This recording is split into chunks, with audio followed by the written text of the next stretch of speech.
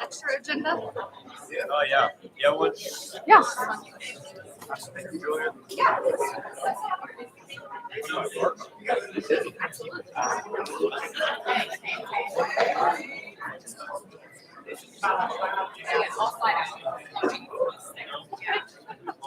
You just tell me when it's time, I'll find out for you.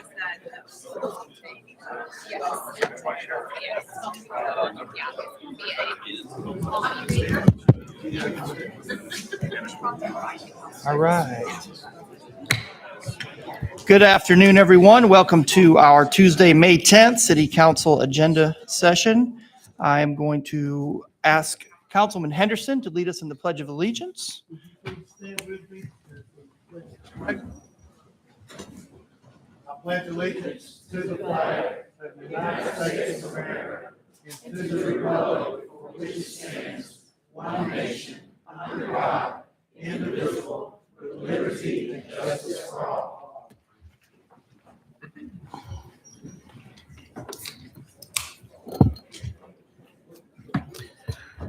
Reading from Isaiah chapter 30, verse 21, whether you turn to the right or to the left, your ears will hear a voice behind you saying, this is the way, walk in it. Would you bow with me for prayer?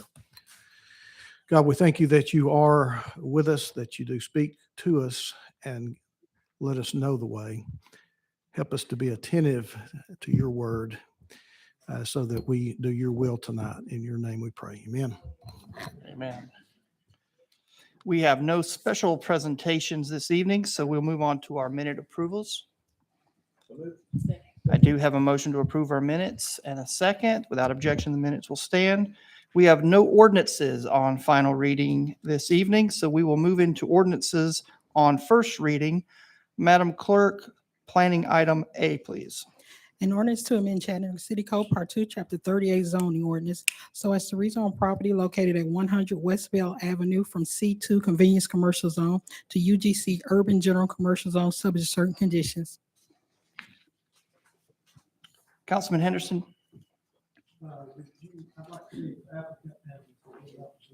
Very good. Is the applicant present?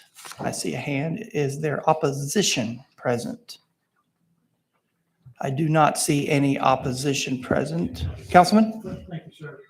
And I have talked to the Hill City Neighborhood Association, and other than one minor difference, I think they're in agreement with this, so I do move for approval. Second. We have a motion to approve with a second. Comments, questions? All those in favor say aye. Aye. Opposed? Motion carries. Thank you. Madam Clerk, item B. An ordinance to amend Chattanooga City Code Part 2, Chapter 38 zoning ordinance so as to rezone property located at 702 Manufacturers Road from M1 Manufacturing Zone to RRV6 Riverview Zone and RRF6 Riverfront Zone subject to certain conditions. Is the applicant present? I do see an applicant. Is opposition present? Councilman Henderson? Thank you, sir. I do have one condition, and I just spoke to the attorney for the applicant. If he wouldn't mind coming up for just a minute, and I may have to get Ms. Rennick involved as well. Tom, we had talked earlier about this project, and y'all did agree to grant public access to the river and donate a certain portion of land that we might be able to build little parks similar to Blue Goose Hollow and have a river walk connection there. It's not in the conditions. And I've learned through the years that if it's not in writing, many times it does not happen. So I would like to figure out a way, Karen, to somehow add this as a condition. And I apologize to the council, but I hadn't been able to talk to Tom before about this, well, about the condition. But do you have any problem with that as we had agreed? No, it's been our expectation that the Riverwalk would eventually be developed across the shoreline of this property headed to Moccasin Bend. And we think it's kind of fruitful to the project to have some kind of river access, obviously, public access rather. We've not worked out the details of exactly what that looks like, and maybe we should just work with either RPA or Parks and Rec on that. But generally speaking, the notion of public access is part of the intention of the project. So Karen, could we just, as a condition, applicant agrees to grant public or I guess give access to public access? We can draft some language based on what we've used in other zoning cases, and we'll work with the applicant, the city attorney's office, and parks just to make sure we've got the language correct on that. But yes, it'll be a condition granting public access to the river on that through the site or adjacent to the site. Would you be okay if we deferred this for a week to get that worked out? Would that cause any trouble? No, that's fine. We can do that. Okay. I'm not going to be here next week.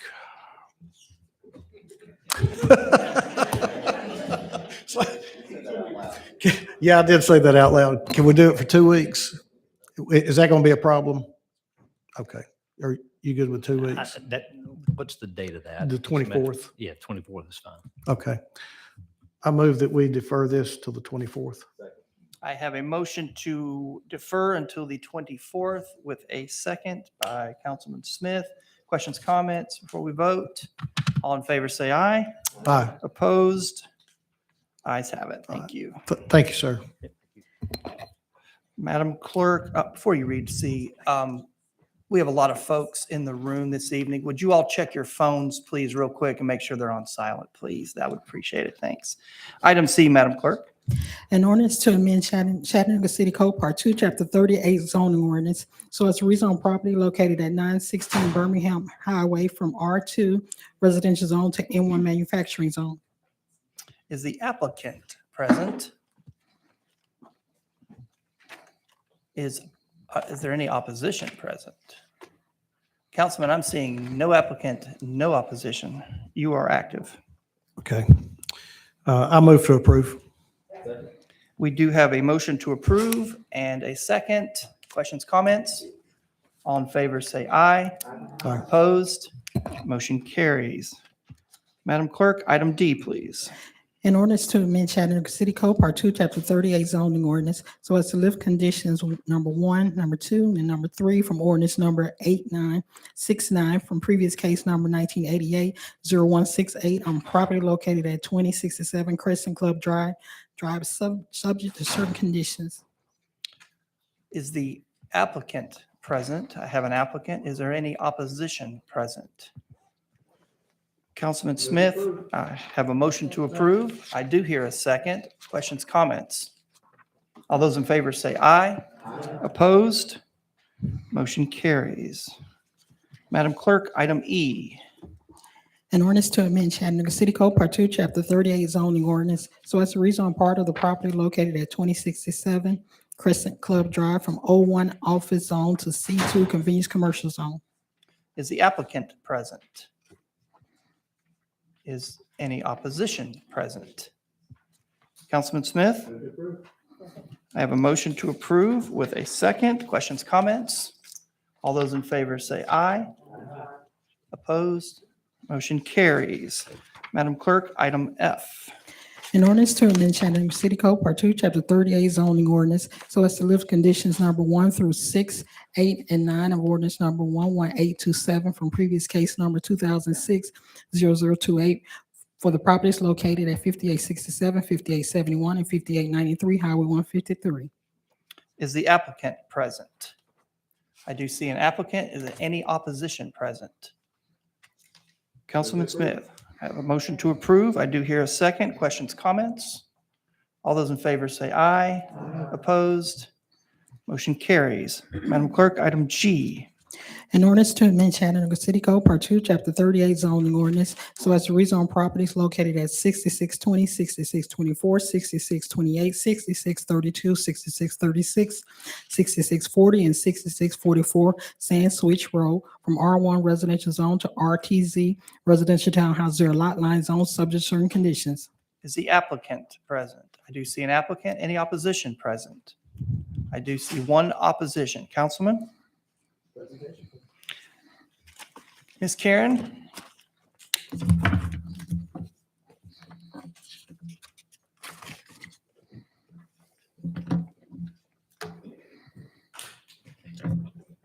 I can go ahead and get started while the screen gets ready. Yes. This is a rezoning for single-family residential units. It's in Hixson, north of Lower Mill Road. The request is to rezone a little less than 5 acres to the RTZ residential townhouse zero lot line zone. The applicant originally proposed 39 units. The area around the property and the area around the property is R1 single-family residential. The site is surrounded by single-family residential detached homes. So I'm just going to move through the presentation until it's ready. The Hixson North River Plan recommends low-density residential, which is classified as detached single-family dwellings being the dominant use. Some exceptions made for townhouses, patio homes, and two-family dwellings if density is compatible. The requested single-family dwellings are compatible with the plan goals, but the average density in the area is 3 dwelling units an acre. The requested RTZ zoning allows 8 dwelling units an acre. So staff recommended, oh, I'm sorry, I've gone way too far. Staff recommended that limiting the uses to single family and limiting the number of residential lots to keep the density more compatible. Excuse me, apologize, I will get there. Here we go. Sorry about that. Because they found that the project is compatible with the use, but not the density goals.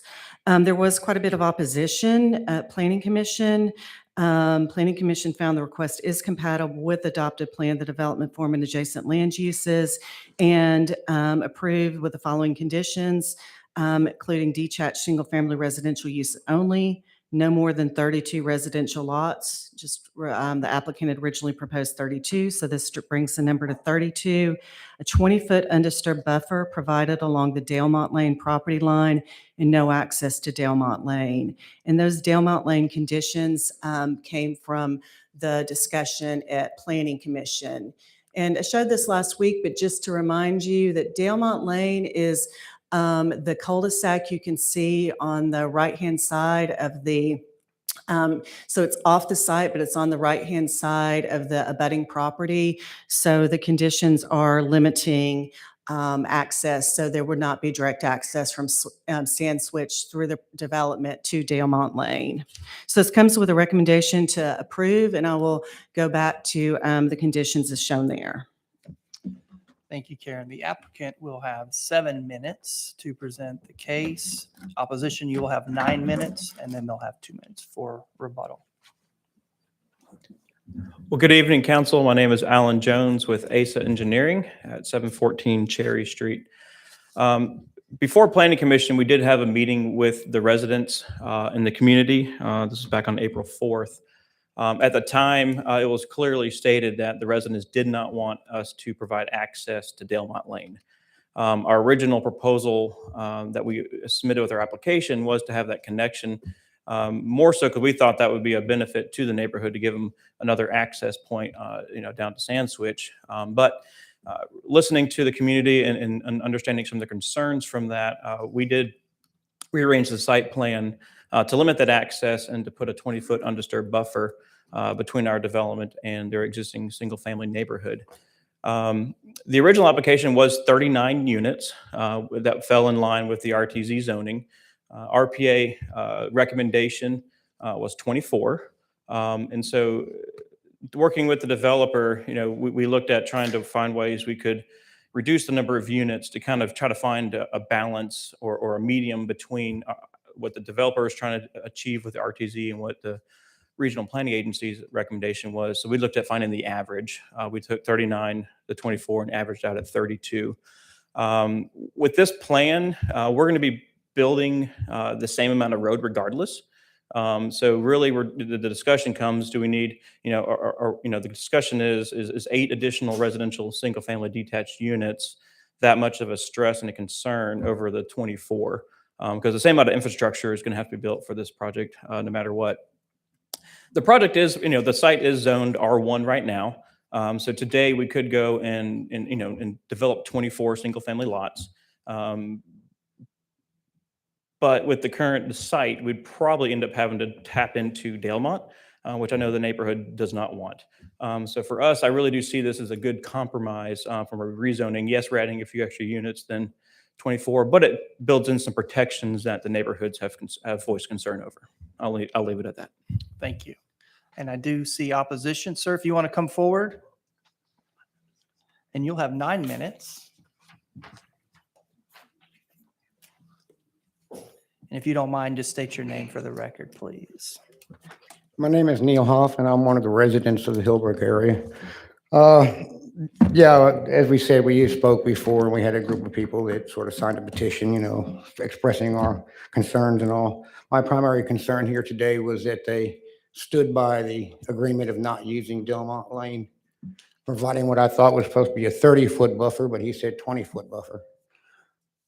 I still think their number of homes are high for the area they want to put them in, but that's your decision. I think they should, for the land area they're trying to make use of, they're going to stack and pack them, and it is just it's an infringement upon everybody that's lived there for the past 30 years. One of those people being myself. All right, like I said, I still think you can build in there and be profitable with less homes. But my main concern was that they did not leave out anything they promised on the initial meeting. And that was not to use Delmont as a throughway.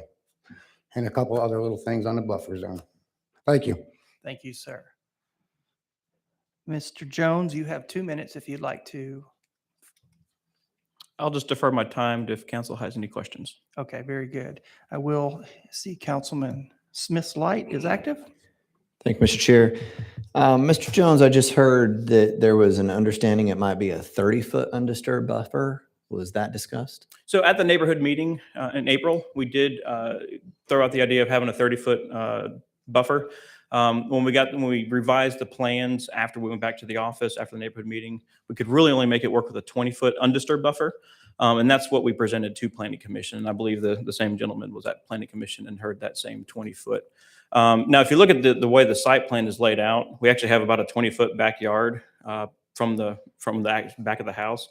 So of actual landscaped area, if you want to call it that, we have about 40 feet from property line to where the building actually starts.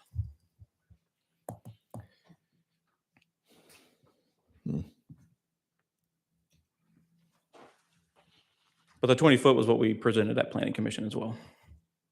Let me ask you this, Mr. Jones. If I deferred this for a week, can you make 30-foot work? We can make 30-foot work and approve today. I like that answer.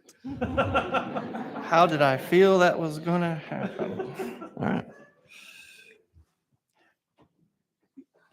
Thank you, sir. Councilman- I'll yield if there's any other I do questions. have before another light, sir. Thank Thank you. you. Councilman Henderson.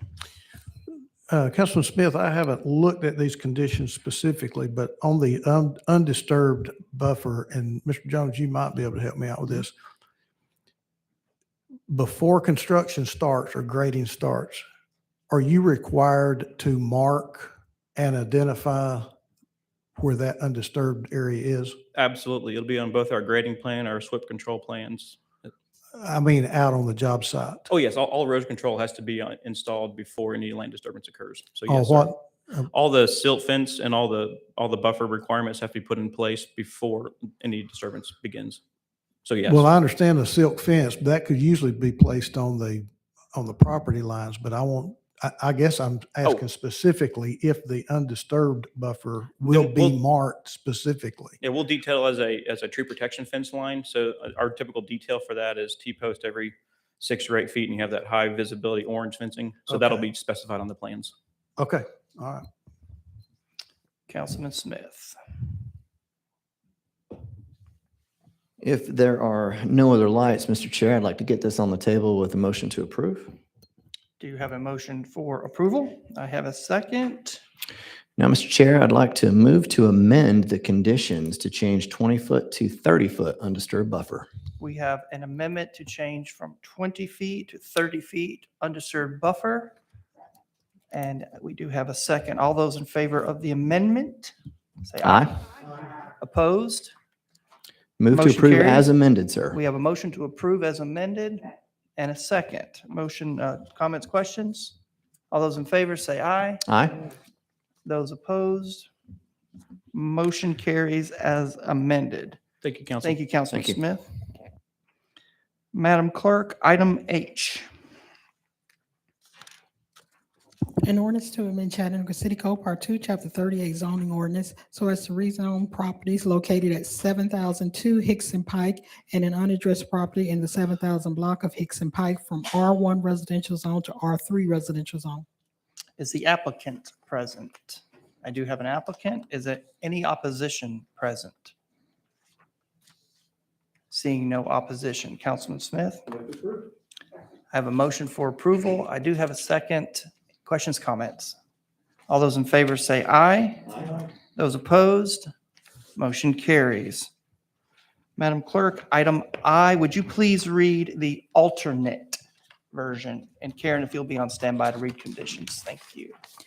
An ordinance to amend Chattanooga City Code Part 2, Chapter 38 zoning ordinance so as to rezone properties located at 7432, 7442, and 7446 Minton Drive from R1 residential zone to RTZ residential townhouse zero lot line zone, subject to certain conditions. Thank you, Madam Clerk. Karen, will you read the conditions on the alternate version per the work we have been working? This is in my district. I can, and I will also show them on the screen so I Thank don't you. miss anything. I'll start reading. Proposed number of units shall not exceed 31 units with a maximum density of 6.89 units per acre. The building setback is measured along the southern property of this development shall not be less than 35 feet. The maximum building height shall be limited to 2 stories for this development. And the required 10-foot perimeter landscape buffer along the southern property line of this development that abuts the Preston Circle subdivision. The tree species planted along the shared boundary shall be selected by the adjoining property owners.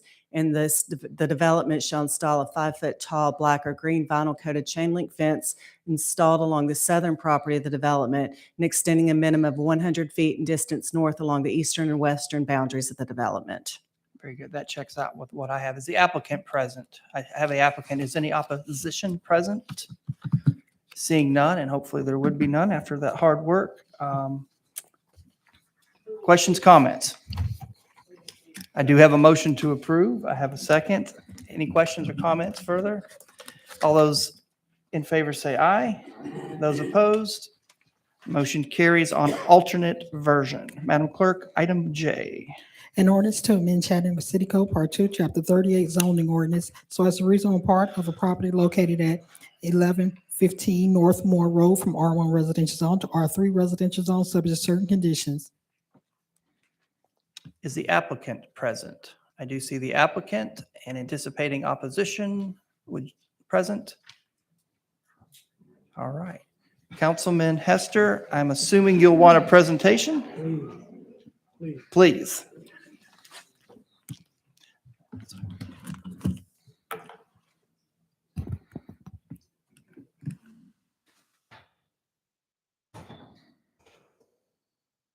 This is a request to rezone from R1 to R3 residential zone for proposed use of multifamily independent senior housing. This property is in the North Brainerd area. We had both support and opposition for this case. It is on Northmore Road next to Tucker Baptist Church. This is a zoning map on the screen. Both the site and the church are zoned R1 residential zone. There is R2 zoning south of Bella Vista, shown in orange, and an RT1 zone to the northeast, shown in brown on the zoning map. The applicant proposed 79 units on about 3 acres of property. Just to help, to help orient further, the site is across from Brainerd High School, and the Salvation Army is across Bella Vista Drive to the south. The neighborhood of Vinoy Drive is located just to the west of the site. We spend just a little bit more time than I did on committee on the staff recommendation, just to provide kind of a clear picture. So if you'll pardon me, I'm going to read just some selections from the staff recommendation. The site is located in the North Brainerd Area Plan, which recommends low-density residential for the site. Low-density residential is described as dominated by single-family dwellings, with some exceptions for townhomes, patio homes, and two-family dwellings. The request for R3 residential zone would allow for an increased density in type of residential, in any type residential form of multifamily housing not typically found along this section of Northmore Road. One of the plan goals is to maintain residential integrity by supporting appropriate residential and commercial development. The plan encourages the preservation of existing single-family neighborhoods by recommending that majority of the study area remains single-family residential. While the low-density residential mix, which includes large tracts of undeveloped property along Northmore Road, allows for townhomes, patio homes, and two-family dwellings, the intention of this area is to remain predominantly single-family residential. The plan acknowledges the proximity to those institutional uses along Northmore Road, which could support higher density development, but states the development should reflect the density and character appropriate to the surrounding area. The proposed 70, and this is from the staff recommendation again, the proposed 79-unit multifamily development does not meet all of the plan goals stated above, but staff acknowledges this location could be developed with a multifamily development that serves the community needs. The proposal could potentially meet the plan goals with thoughtful design, buffering, et cetera.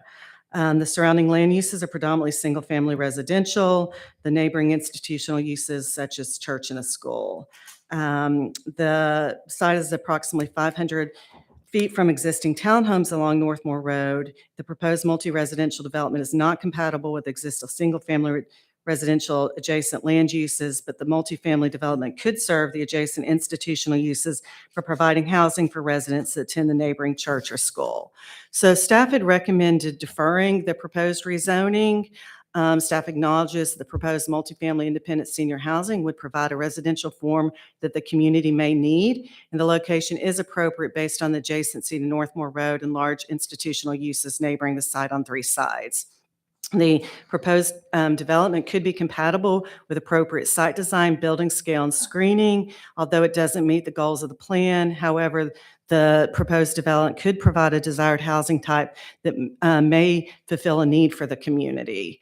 The plan was adopted in 2004, and the desire to maintain low-density residential zoning and single-family dwellings at this location may have changed within the community since that time. So staff recommended to defer the case to provide time for the applicant to conduct a community meeting and to have conversations with elected officials about the proposed project, determine if there is a desire in the community to introduce a housing type at this location.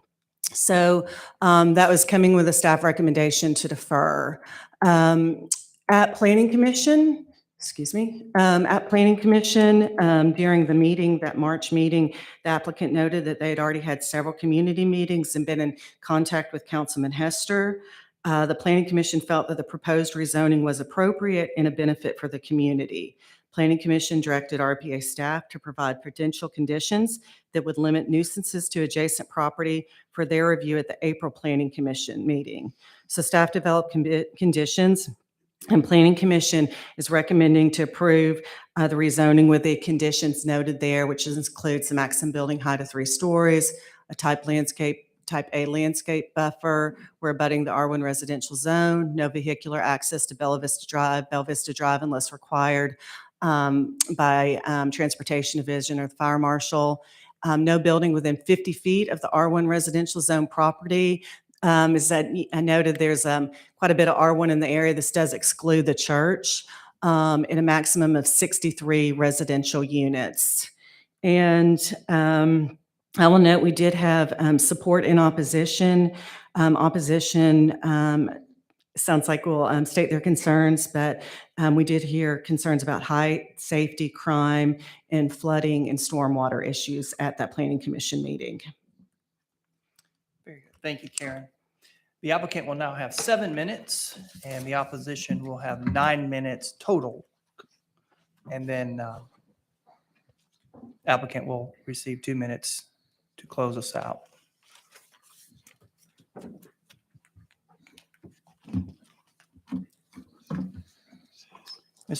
Good, we got it. Thank you. Good evening, sir. Good evening to Mr. Chairman and the council members. My name is Gary Hathaway. I am pastor of Greater Tucker Missionary Baptist Church. And also I am a member of Community Development Corporation. Today I have with me Ms. Donna Williams. She's a consultant on the proposal. And also I have Eamon Martin, who is vice president with Penrose Developers. Our mission really as a church is to minister to the needs of the community and our congregation. We know, everybody knows, one of the greatest needs in Chattanooga today is affordable housing. And let me say, as a pastor, I see it every day. I get calls every day of people looking for a place to live because their rents are going through the roof. In many cases, unfortunately, landlords are not attending to their needs. A lot of the properties are inefficient when it comes to energy. So let me say, we want to be part of the solution. We have vacant land. We're blessed with vacant land. We have 3 acres that we want to use for affordable senior housing. And, you know, it is our plan to partner with the community.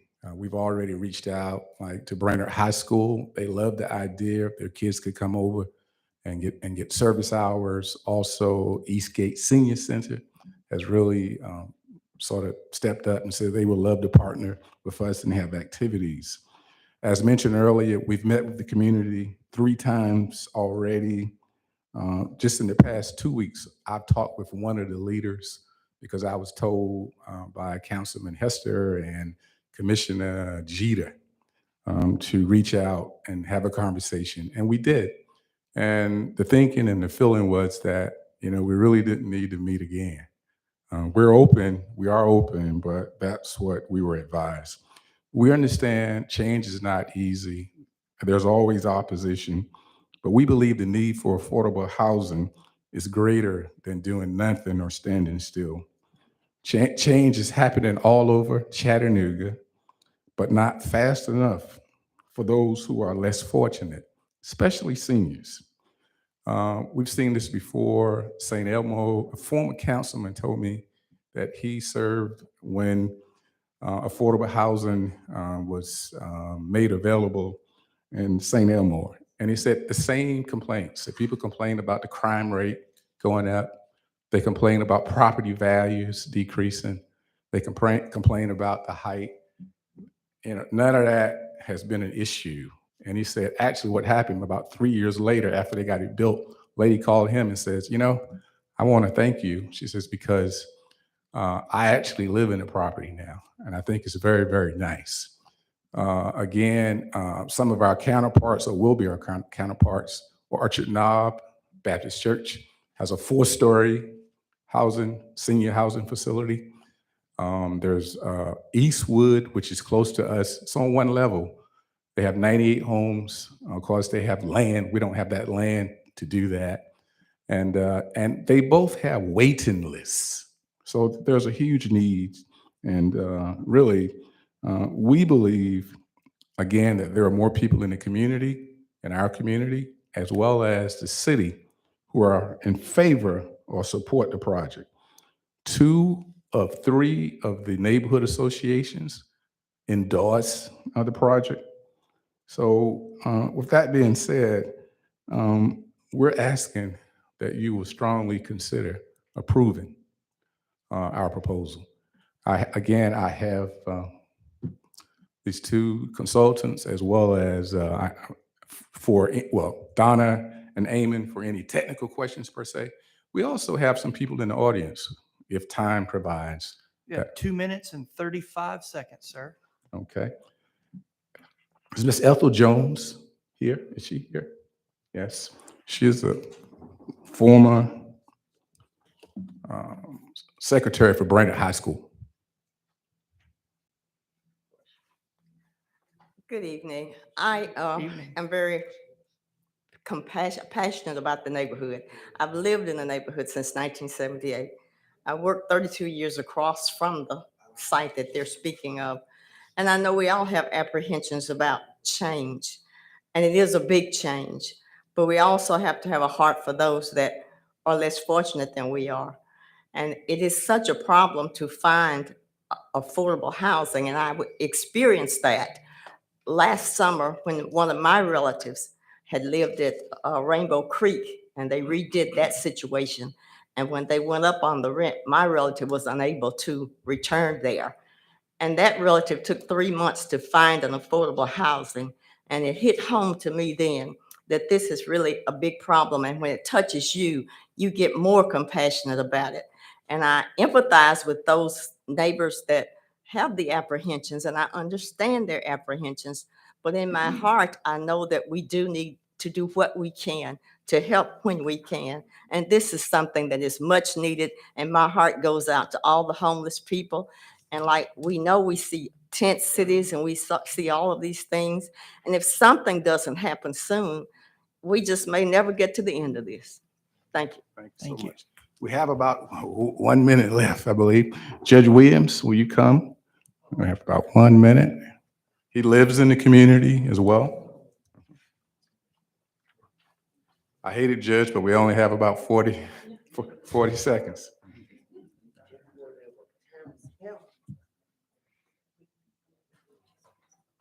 I've got Walter Williams and I have a device, and so you may have difficulty hearing from me, but I own the largest residential property in Whitmore on 3 acres. So they could put the property proposed on my land, but neither here nor there. I'm supportive of the property. From Midland Pike to Sheriff Road, that's going to be commercial. We can talk all we want to talk. There are only two developments that's between Midland Pike and Sheriff Road. None of those homes face Brainerd or Northern Road. It's without question that road is going to be commercial. We might as well accept the church's recommendation to put senior citizens houses there. It's better right now. You can put single family houses on the property. That's not going to happen. If it's going to happen, it would have happened before now.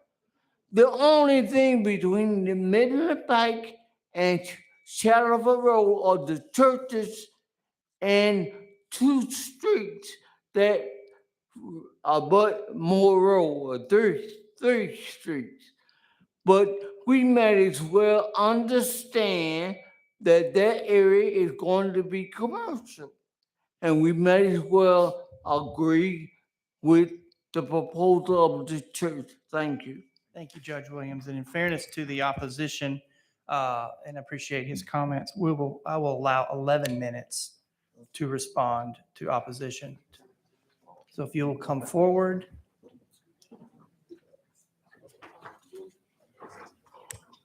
If you'll just form a single file line going back, so Mr. IT, can you reset for 11, please? That'll work. Thank you. Yes, sir. Good afternoon. Good afternoon. My name is Richard Reynolds, and I live at 1102 Venoy Drive. I've been there about 40 years, and that field is not fit for what they want to put there. It's always flooded. Cranes, herons, all that always gathered in the field. In the 70s, it flooded so bad. If you remember Marilyn Lloyd Bucard, she had the levee built because all that land over there is always flooded, very bad. That's what that is, marshland. That's why the herons and the cranes, if you guys know anything about biology, that's why they gather in that field. It's just marshland. I live right adjacent to it. It also has only one drain. It comes from the Brainerd High School side. It runs under the street to Tucker Baptist right there. They had it developed and they put a drain in the middle of the field this year in January. It still floods, and I have documentation. I sent it in with the videos where the water just sits there. And it's going to run off on the backside to the Brainerd Street Drive. They also did not provide a perk test to test the water, the soil, to see if it absorbs. And they have not also produced any traffic study to any of us. And I might add also, these guys do not live on my street. I live on Brainerd Drive. These guys that just spoke, who the applicants, they do not live in my neighborhood. I live there and I know them, but these guys do. Thank you so much for your time. Thank you, sir. Good evening. I didn't want to speak because I get emotional about this. They're saying they're going to put a 50-foot radius between the building and your property. Now, I've seen the stakes they put. My wife had them remove it. It was less than 10 feet from my property. I happen to live in Bella Vista. I bought the church, the former church sanctuary. The land they want to build on, all my water lines run across them because the church, when they built their church, they built the home, the subdivision. And when I bought the home, I asked them about it. They said, do not worry about it. The land will never be developed. Your water lines and property are safe. Now, we get flooded over there every time it rains hard. I don't know if there's any engineers or not, but you put a 3-story building, not only is it taken away from the neighborhood, but it's going to run flood water back to my home again. And this is something I basically cannot tolerate. Now, I know none of you would like to have a 3-story building built next to your house, taking away everything that you work for. Just like most of these people that's in my neighborhood, this gentleman don't live in my neighborhood. He brag about how much property he got. I got property in the Brainerd area too. I own 2 homes over there. But the property, that's not the thing. The property is what it's going to do to our neighborhood. Now, everybody get up here and talk about, oh, we doing this for people that don't have a place to live. They're doing this for money. They were going to get money for leasing that property. And that is the basis of this whole thing. Now, if you don't want to believe it, you ask them. Thank you. Good afternoon, City Council. My name is Gregory Owens, and I stay on 1116 Anita Drive, 1 street over from Brainerd. And I just have a couple of questions. I'll make them real quick. The applicant, Mr. Gary Hathaway, Pastor Gary Hathaway, he said there was no problems with the the people who support the project. There's plenty of opposition here today. Mr. Hathaway always said there was hundreds of letters that were sent to him not opposing this project that's going on. Did he produce those letters? We'd like to see those letters and the people that actually sent in those letters so we'll know exactly who actually did not oppose the project in our community. Number 3, the neighborhood associations that say that they were on record that they approved the project. Can we also get the names of the neighborhood association leaders that approved the project, and also the people that on Anita and Vinoy that also approved the project? And we was hoping that we can get the information at the last meeting, but we didn't get it last week. So we're asking for it now so we can move on. Thank you. Hello, my name is Keisha Sales, and I actually don't stay on Anita or Vinoy. I actually stay on Collins, which is not a part of this. But my concern is the safety. That S curve in there, right before you get to talk about this, it's a very dangerous S curve. We've asked for traffic studies on this. I know myself, knowing each and every other weekend, there is an accident over there every time you turn around. I'm thinking about the kids that are going to school. I'm also thinking about the seniors that are going to be proposed to go there. This is not on a main bus route. So how are these people going to get from one location to the next? I didn't hear any type of suggestion as to how they're going to get for transportation. We're also sitting in a food desert. We lost the neighborhood Walmart. There's no way to get food. We are actually traveling to another zip code, giving out money to another zip code in order for us to sustain. I'm not understanding how a 3-story building, bringing it to our neighborhood, is going to make a difference. How is it going to make this better for us? It's not making it better for us, and it's actually putting those people that you're bringing to the neighborhood at a bigger disadvantage. I would hope that the council would definitely consider this information, look at this information, and at least defer this so we can have more time to look at this and get some information as far as that perk test, the soil test, the sewer issues. All these are things that we know because we live in the neighborhood. This is stuff we've dealt with on a regular basis. I understand the affordable housing issue. I totally understand it. I see it every day. I look in the paper every day. We're always informed about this information. And my heart goes out to those people. But I would hate to put them in another situation where when they're leaving one bad situation to come to an even worse situation. Thank you and have a great day.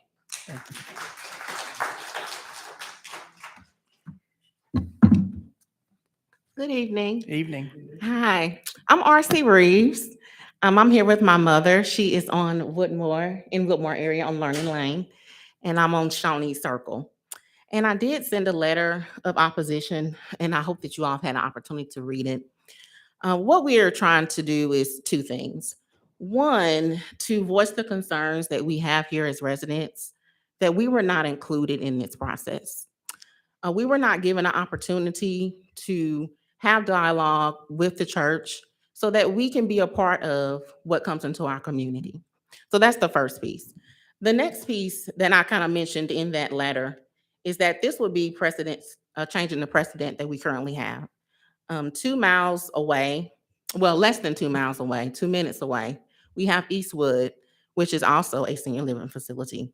That is a single family. We already mentioned that we have all of the flooding concerns, the traffic concerns, the food desert.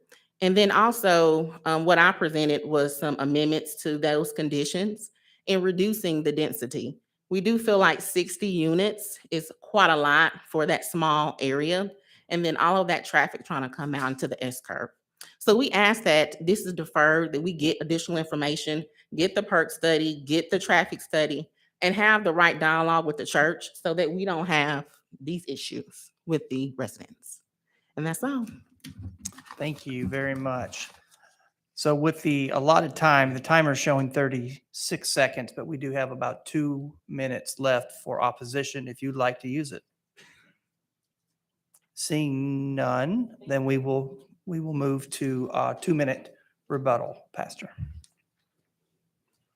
Well, we will yield to the council to see if you have any questions of us. I do see some lights. Ma'am, did you want to speak in opposition? You may certainly do so. Please. Reading this from one of the residents. Yes, ma'am. And we have 2 minutes on the clock. Thank you. And when you keep saying about the affordable housing, we're not against the affordable housing. However, we stand equally strong on the principle that this responsibility should be equally shared by all residential area of the city of Chattanooga, Tennessee. We are not only residents, but voters and honest tax-paying citizens. Therefore, we humbly request that more time be spent by the council to investigate the matters and arguments presented before you all, our governing body. With this being said, I'm asking you to thank you for listening to us. Take everything that was presented today, the videos that have been presented, Please take all of that in consideration before you make a decision. Thank you for your time. Thank you. We have about 47 seconds. I want to make sure every person is heard. Okay. Now we'll move back to our 2-minute rebuttal. Okay, very good. As I mentioned earlier, we're going to yield to see if you have questions, but let me say this. We've worked very hard to mitigate a lot of the problems that were mentioned, like the flooding and those types of things. We have engineering. We have a very sound plan. So, but yet still we'll yield to any questions that you might. I do have several lights. Yes. Madam Vice Chair. Hey, Pastor Hathaway. Hello. Hey, I have a question about Penrose. That is what role does Penrose play in this development? Thank you very much. Yeah, they are our developers. They handle the technical side and the development. Eamon is here. He can actually share. Yes, thank you, ma'am. Again, Eamon Martin, Regional Vice President for Penrose. Yeah, we are their co-development partner in this. So we are providing the tax credit development experience for this. And let me back up and say the main financing source for this project and for the majority of affordable housing today is what's called low-income housing tax credits. And these are allocated by the Tennessee Housing and Development Authority. And so as a applicant, the church and the CDC need an experienced developer with that to qualify. So we will provide that development experience as well as all of the technical development through the process of developing this project. And then we will also provide all of the guarantees, financial guarantees for the project. The church CDC will be the 100% owner throughout the entire tax credit or affordability period, and Penrose will maintain all of the guarantees for that project. Okay, who will be managing this? Will Penrose be the manager as well? Yes, ma'am. We have Penrose Management Company as our management affiliate. Okay, that is my concern. I live, of course, I'm District 7, so I do have the Alton Park area. Penrose has currently or in the past managed the villages of Alton Park and has done a very poor job from not maintaining the apartments they live in, the residents currently live in. I get complaints all the time from the villages at Alton Park.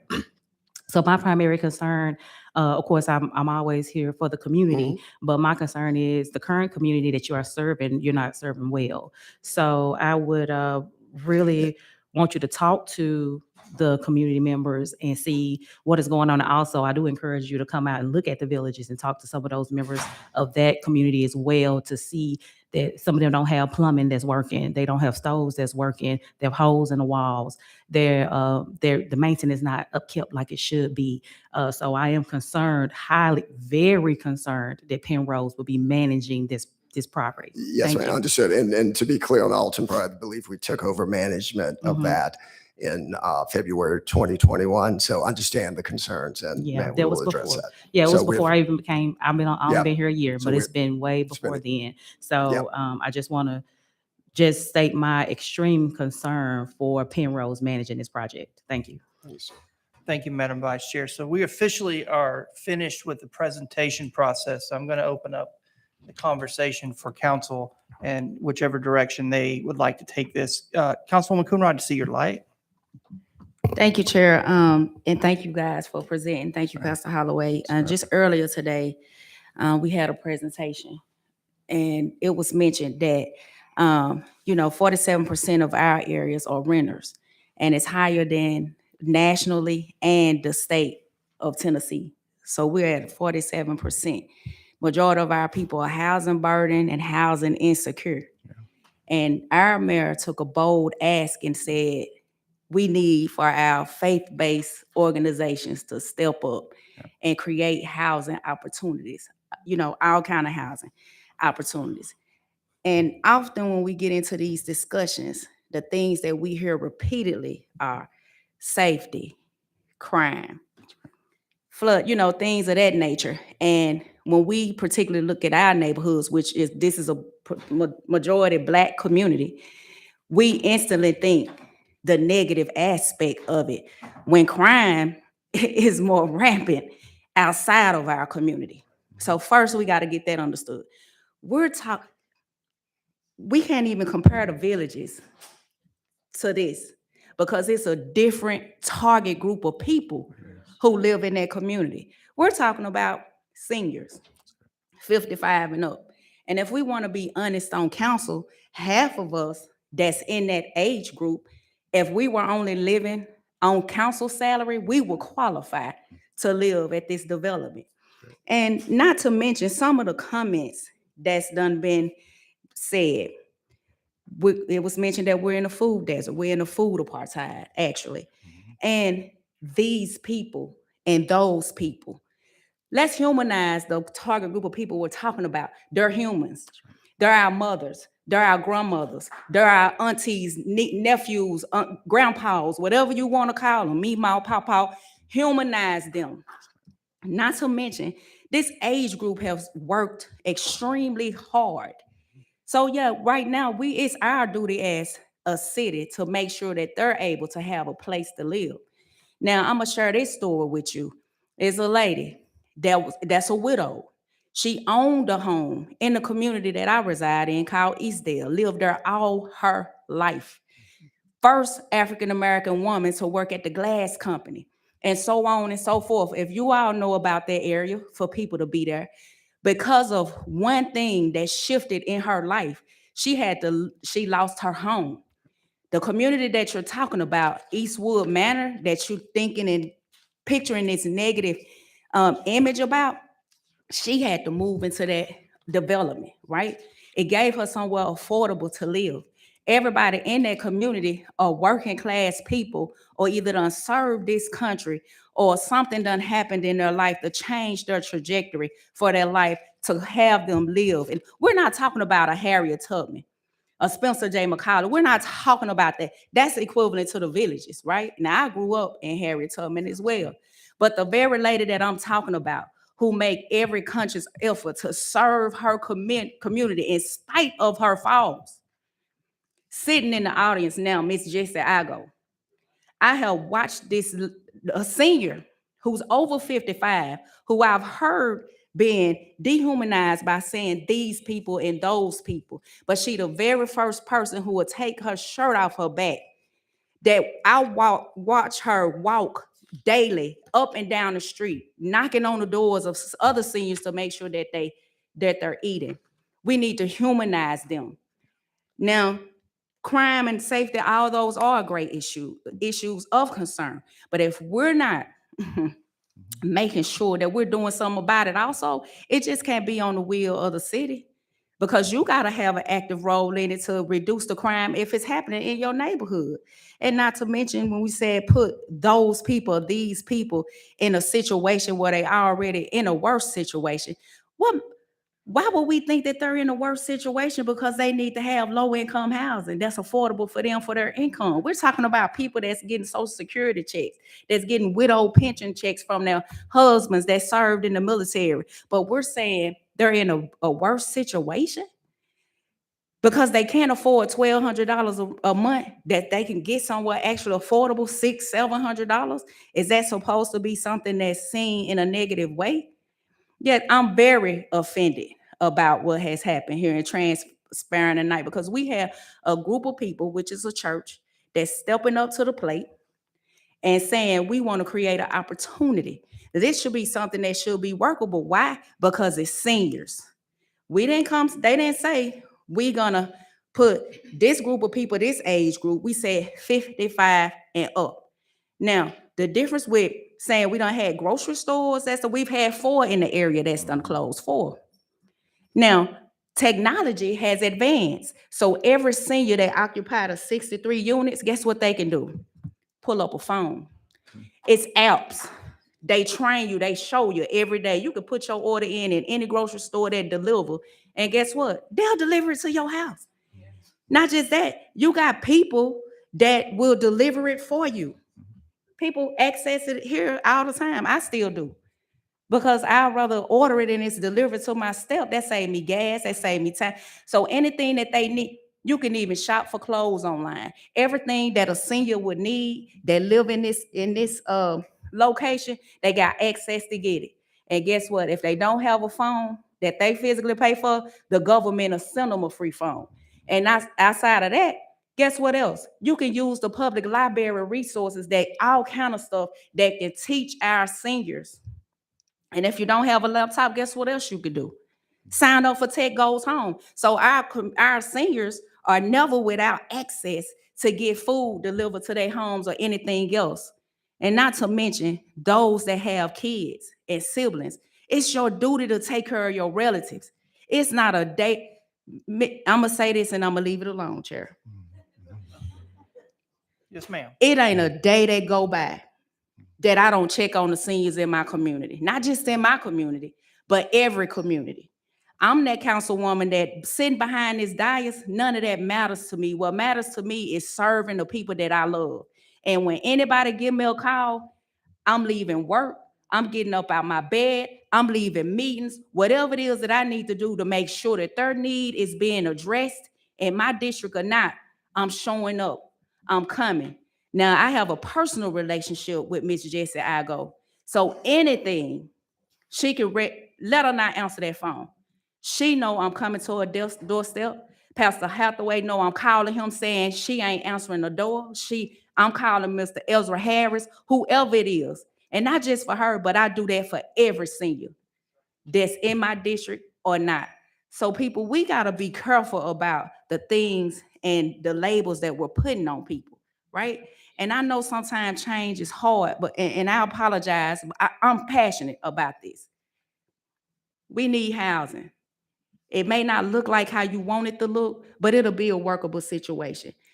Chair, I don't agree with us deferring it. I think they've done and met everything that they needed to do with the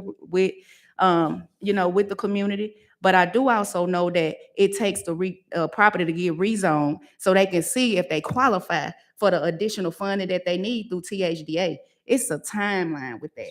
Now, we're just approving the funding so they can get through that process, but they may or may not even get approved. We dealing with another situation with the same thing. So, but I'm gonna end there. All right. Thank you, Councilwoman, for your comments. I do have 3 other lights. Councilman Henderson? Councilwoman, I don't know if I can follow that or not. I wouldn't. I want to try. I don't know. Thank you.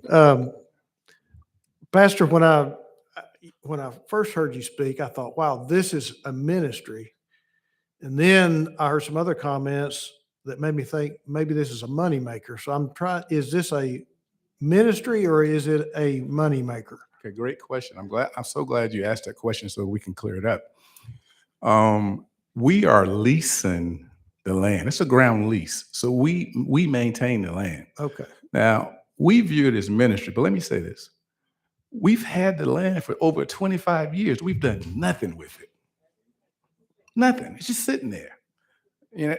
I mean, I'm a man of the word. The Bible actually speaks against that type of inactivity. And so, recently, within the past few years, we developed a CDC with the idea of what can we develop on that property. And then when the affordable housing crisis hit, I mean, it's perfect. So explain to me, that was another thing I wrote down. What is the CDC? Community Development Corporation. I'm sorry. Okay. Yes, sir. Okay. And they are the ones that will actually, I guess, own the deed. That's correct. Have the deed. That is correct. So what I heard was some concerns with the height of these units being 3-story. The reason I was asking if it was a ministry or a moneymaker, if it's a ministry, can you get by with 2 stories? If it's a moneymaker, pro forma probably won't let you do that. So I guess that's kind of, the burning question here. Is it when it becomes a ministry or a moneymaker? I don't know if the residents would be more accepting of 2-story units, because thinking about the area and what surrounds it, I believe most of these residential units are 1-story. And I think I can understand how a 3-story might look so towering over the rest of their units. So, this is one of those questions.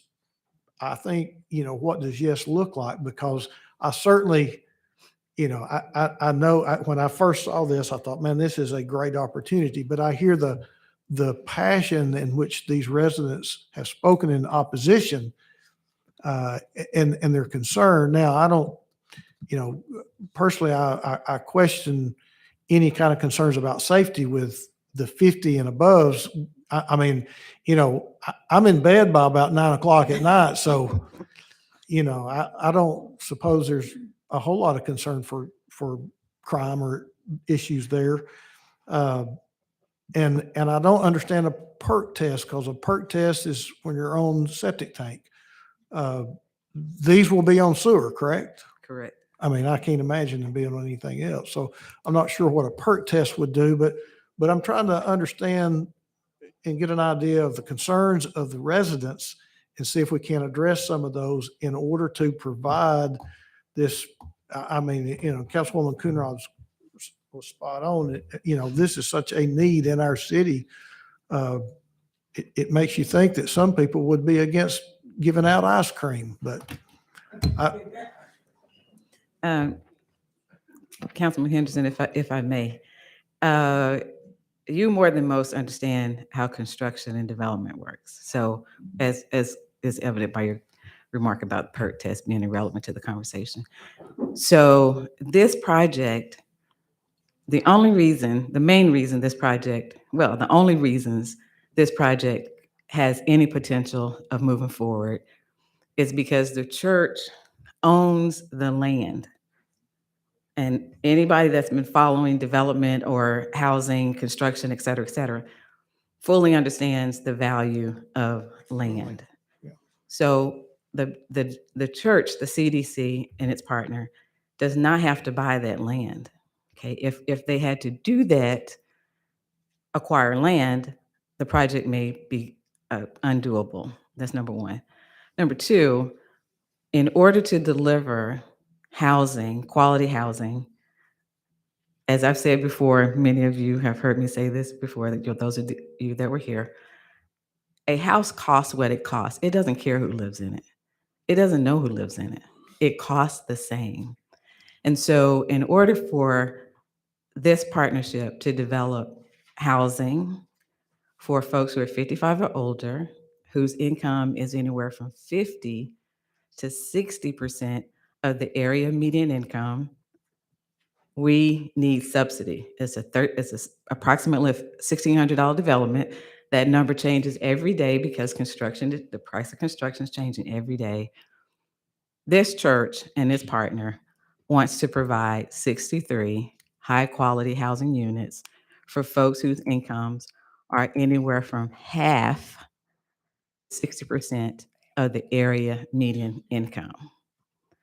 And I totally understand some of the concerns of the neighborhood. But frankly, and I appreciate the lady saying, yes, we need affordable housing, and y'all will see me again because I'm very passionate about affordable housing, and it has to be everywhere. It has to go everywhere because we have that many people in need of affordable housing. I see our friends here, my former city colleagues who are wearing shirts for $15 an hour, correct? That these folks are working every day. I would love any of them to be my neighbor. They qualify for low to moderate income housing. And there are other people that are doing good work, good people, going to work every day. They're not criminals. They're not hoodlums. They cut their grass. They take their garbage out. They need affordable housing because they simply don't make enough to keep up with the price of housing as it's rising in Chattanooga. Some of you weren't here, but I think someone from the city stated that now the average price of rent in Chattanooga is $1,000 a month. Okay. People's rents are going up. Just a phone call, landlord saying, guess what? I'm so glad you've been a good tenant. But from this point forward, your rent's going up $400, $300, $200 a month. And so I understand that we all have sacrifices to make. And now people ask me, would you want to live? Yes, I would. And yes, I do live near low and moderate income people. Not a problem for me. But we are more than happy to have a fourth meeting. We've had 3. More than happy to have a fourth meeting. But this city, small c, big C, either is going to be committed to providing affordable housing to the 47% of people who need it, or we're not. And it's not going to be effortless and comfortable in every regard. So we are here to answer technical questions you have, any questions about financing, how it's financed, or whatever. And I believe it's been requested that there's a meeting Thursday, and anybody can come to that because we'd be Well, happy to be there. and that was a great explanation. My question was, is there a possibility of going to 2 stories as opposed to Well, the thank you. the Thank you 3 for bringing stories back- because of the height concern that I'm hearing from the Okay, neighborhood? the pro forma works at 63 units, right? If we were to take remove a floor, then the pro forma doesn't work. Doesn't work. Okay. And it just doesn't. Councilman, I've Thank- got one thank more you. light that's been Go ahead. patiently That was waiting. my Thank you. question. Dr. Burrs? Thank you. Donna, question. I back this. I think it's something that should happen, and I understand performance. I'm concerned about, with all due respect, sir, because you're brand new, about Penrose's performance. What is the guarantee? What are the deliverables? What is that the property will stay in tip-top shape? The other stuff I'm not Sure. worried about. Sure. But the things that my colleagues spoke about are Yes. true. Yeah, no, I Excuse me. appreciate. Thank you.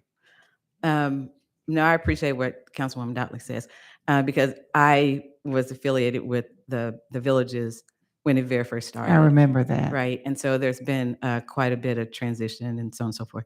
And Penrose has other properties around the I country. know. So right, Yeah. so and Eamon will take a look into. He will look into that, even though they don't currently manage the property, but he'll take a look. He'll look into that because it's your concerns are valid. So I just want to say that for the record.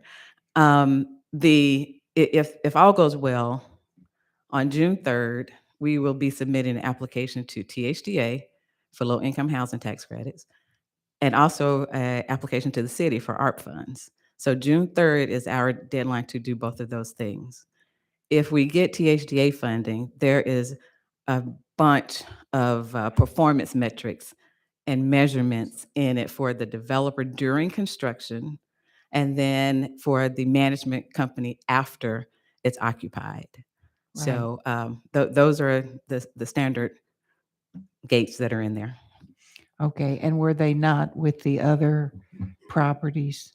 The very likely, so I don't want to go into it, but the villages, the villages is home ownership and public housing and low income housing. It's a mix. It doesn't look like it just driving by. It's a mix of different type of housing, all of which has federal money in it.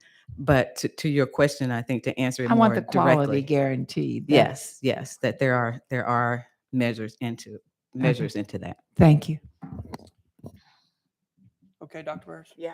Thank you. Councilman Hester, see your light.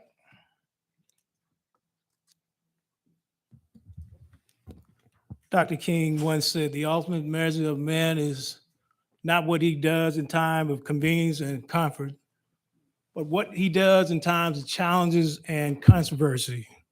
That's the ultimate measure of a man. And I understand there's a lot of passion, genuine concern about this project. But I've been in a lot of the meetings that I was privileged to attend. But there's a disconnect. There's a genuine disconnect between the project and those who are in the community. So therefore, my motion is to defer this for 2 weeks. And let it be known on the record that you must sit down at the table of brotherhood where we can air out our differences. I'm here to build community, not to divide a community. I said, I see this bigger than just the community, because spiritually, we look at this, we're seeing people who are leaving the church in droves because what we do as faith leaders. So it is very important that we do come together as a community. That's my motion, that we defer this for 2 weeks. I have a motion to defer this item until May 24th. I do have a second. Questions, comments? We can have a roll call vote requested by Councilwoman Coonrod. Madam Clerk. Councilwoman Coonrod? Councilwoman Knoll? Councilwoman Burrs? Councilman Hester? Yes. Councilman Smith? Yes. Councilman Henderson? Yes. Vice Chair Dudley? Yes. Council Chairman Ledford? Yes. Okay, that is. Motion for deferral carries till May 24th. Madam Clerk, item K. Thank you. An ordinance to amend Chattanooga City Code, Part 2, Chapter 38 zoning ordinance, so as to rezone property located at 6238 Bonnie Oaks Drive from If you're going to R2. exit the room, if you would, please do it really quiet. We appreciate it. We're going to be here a long time tonight, and we appreciate your patience.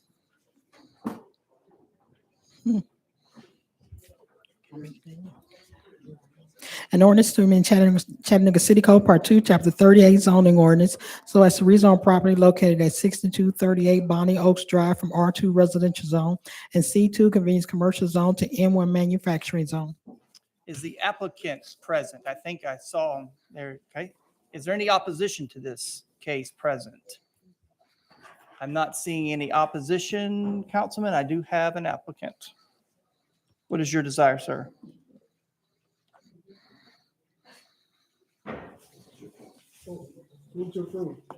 I have a motion for approval. I do have a second. Questions, comments? All those in favor say aye. Opposed? Motion carries. Madam Clerk, item L.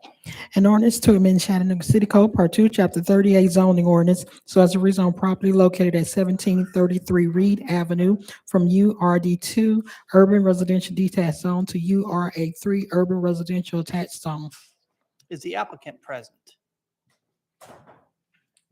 In the back, I have an applicant. Any opposition present? I do not see any opposition. I do have an applicant. Madam Vice Chair? I have a motion to approve. I do have a second. Questions, comments? All those in favor say aye. Opposed? Motion carries. Item M, Madam Clerk. An ordinance to amend Chattanooga City Code, Part 2, Chapter 38 zoning ordinance, so as to rezone property located at 612 North Greenwood Avenue from R1 residential zone to R2 residential zone. Is the applicant present? I do see an applicant. Is there any opposition present? Councilwoman Knoll, I have an applicant with no opposition. Hit your light for me. What Thank is you, your Mr. desire? Chair. I move to defer this for a week, please, so I would have an opportunity to speak with the residents in the area. Okay, there, we have a motion on the floor to defer 1 week. I do hear a second. Questions, comments? All those in favor say aye. Opposed? Motion carries. Madam Clerk, item N. An ordinance to amend Chattanooga City Code, Part 2, Chapter 38 zoning ordinance, so as to rezone properties located at 900 and 910 East Main Street from C2 convenience commercial zone to UGC urban general commercial zone. Is the applicant present? I do see an applicant. Is there any opposition present? Councilwoman Knoll, I have an applicant with no opposition. What is your desire? Move to approve. I do hear a motion for approval. I did hear a second. Questions, comments? All those in favor say aye. Opposed? Motion carries. Item O, Madam Clerk. An ordinance to amend Chattanooga City Code, Part 2, Chapter 38 zoning ordinance so as to rezone properties located at 1497 and 1521 Riverside Drive from M1 manufacturing zone to C2 convenience commercial zone. Is the applicant present? I do see an applicant. Is there any opposition present? Councilwoman Knoll, I have an applicant, no opposition. What is your desire? I move to approve. I have a motion to approve. I do have a second. Questions, comments? All those in favor say aye. Opposed? Motion carries. Item P, Madam Clerk. An ordinance to amend Chattanooga City Code, Part 2, Chapter 38 zoning ordinance so as to rezone the unaddressed property located in the 800 block of Arlington Avenue from R1 residential zone to R2 residential zone. Is the applicant present? I do have an applicant. Is there any opposition present? Councilwoman Knoll, I have an applicant and no opposition. What is your desire? You're active? Oh, okay. Mr. Chair, Ma'am? I do see a gentleman that I spoke with today, Mr. Ken Smith. Mr. Smith, are you in opposition to this case? Yes. All right. You got to raise your hand, Ken. All right. There we go. We do have opposition. I'm assuming you'll want a presentation. I do. All right. Karen?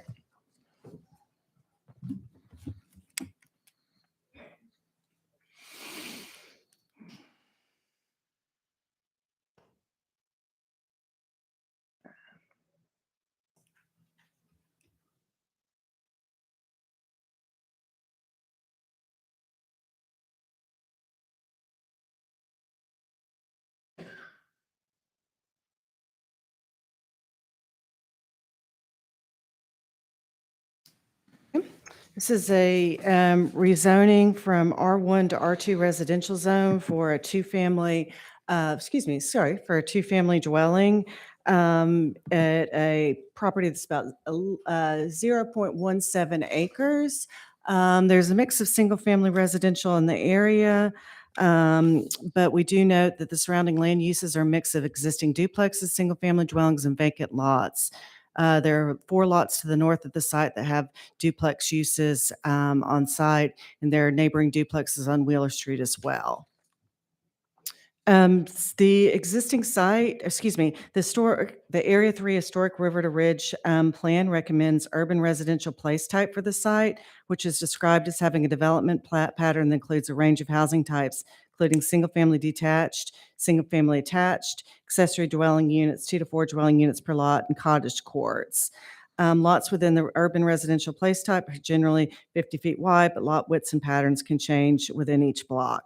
The proposed R2 zone with the duplex use meets the urban residential place type goals. And both staff and planning commission recommend approval, and there was no opposition for the proposed duplex and the rezoning to R2.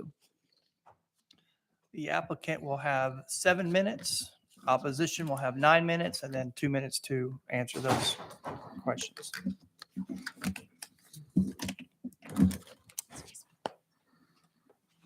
Good evening, Council. My name is Carrie Thornhill. And this property here on Arlington Avenue, we acquired it years ago. We actually had acquired the total street there on the 800 block of Arlington in 2009. Did a full renovation of several dilapidated properties there. And when we sold it around 2016, we maintained that one lot. So our goal here was to essentially build. We know there was a need for affordable housing, and we thought it would have kind of matched the aesthetics of the current housing type, that all the properties that are contiguous to that lot are duplexes. So we just wanted to kind of maintain that look and that usage and rent it out to folks in the community. Very good. Thank you. I'm not seeing any questions for you, sirs. I believe there was opposition. Mr. Smith, you'll have 9 minutes, sir.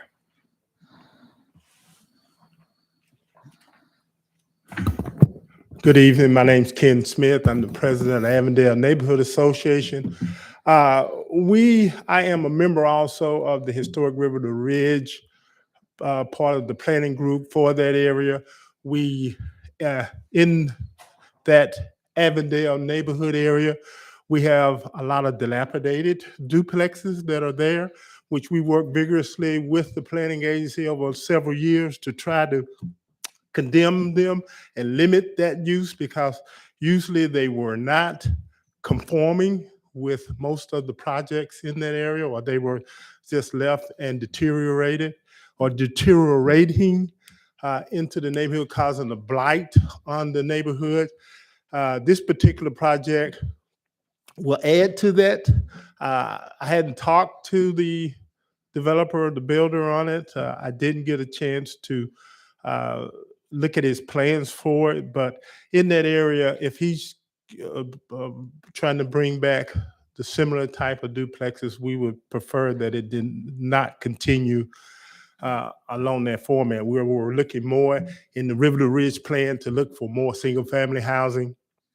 We were hoping to bring in more stakeholders to the community, and therefore, make the area a lot more viable and try to curb some of the blight. That particular lot is right in the midst of what we consider a pretty, I don't want to give it a bad name, but an area where it does need to have more single-family housing in it. It's pretty close to where some of our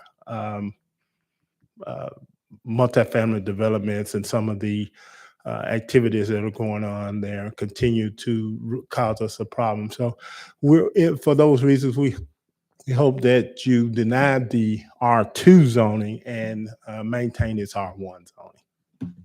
Thank you, Mr. Smith. Sir, you'll have 2 minutes if you'd like. Yeah, it's important to note, I don't know if Mr. Smith is familiar with what we've done in that area, but we've been one of probably the biggest development groups there in that East Chattanooga, Avondale area. We've, over the years, have done maybe 1,000 doors in that whole area. A lot of the properties that he's actually referenced, the dilapidated duplexes and so on, we've converted them throughout that community. So on several of the streets, almost each one of them that's named there, we've done several conversions. A matter of fact, just to add some context here, we have property one street over on Wheeler Avenue. We're building a new construction there because we thought it kind of mirrored what was in that area. I think this one particularly, just because it's only duplexes on that street, essentially outside of the one across the street, which we actually own, and we updated it as well just recently at 869. There, we just thought it kind of matched. It would have created some level of maybe just kind of an eyesore of some sort, just having a single family new build right alongside of the duplexes. So kind of marrying that look, that consistency, and obviously being able to help with affordable housing by providing a 2-bed, 1-bath, opposed to maybe a 3 or 4 bedroom to make the numbers work. We thought that actually would have been helpful instead of just having a lot that's sitting there abandoned and not providing at least 2 families housing opportunities. Thank you very much. I'm not seeing any questions from council. Councilman Knoll, your microphone is active, sir. Thank you, Mr. Chair. I spoke with both of the gentlemen last week, well, the first part of this week, I should say. And, I'm going to have to make a motion to deny. There is a motion on the floor to deny. I do have a light from Councilwoman Coonrod. Councilwoman Coonrod? Thank you, Chair. You had called on Noel before I could get my figure. I apologize, but I just had a question for Ken. Yes, real ma'am. quick. Yes. We have a motion on the floor. We do not have a second. So if you need to ask a question, please. Yeah, thank you. Mr. Well, Smith. actually, hang on one second. Well, if we can get a second, we can get this on the floor for discussion. Okay. I do have a second. Can I ask him a question?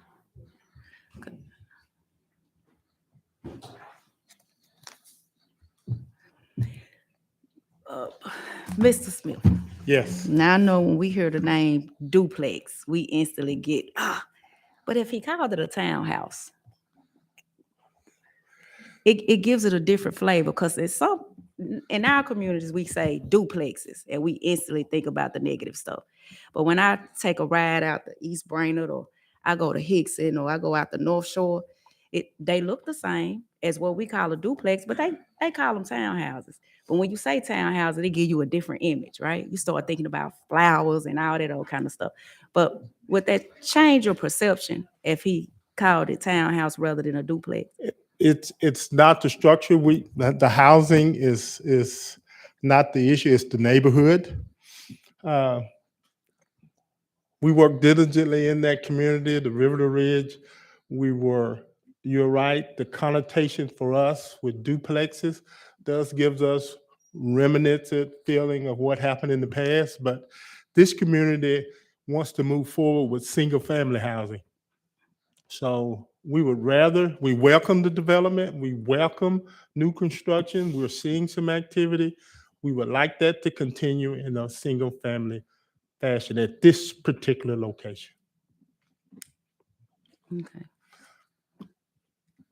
So not affordable housing, but single family, because the houses being built over there, they almost 300,000. So but I hear you, I hear what you're saying, but thank you. We've worked and talked about it, and the neighborhood would love to see more single family housing. Thank you, Councilwoman. We do have a motion on the floor for denial, and it has a second. Questions, comments? We can do a roll call vote as requested by Councilwoman Coonrod. Madam Clerk? Councilman Henderson? Councilman Smith? Yes. Councilman Hester? Yes. Councilwoman Burrs? Councilwoman Knoll? Councilwoman Coonrod? Councilwoman Dotley? Chairman Ledford? Yes.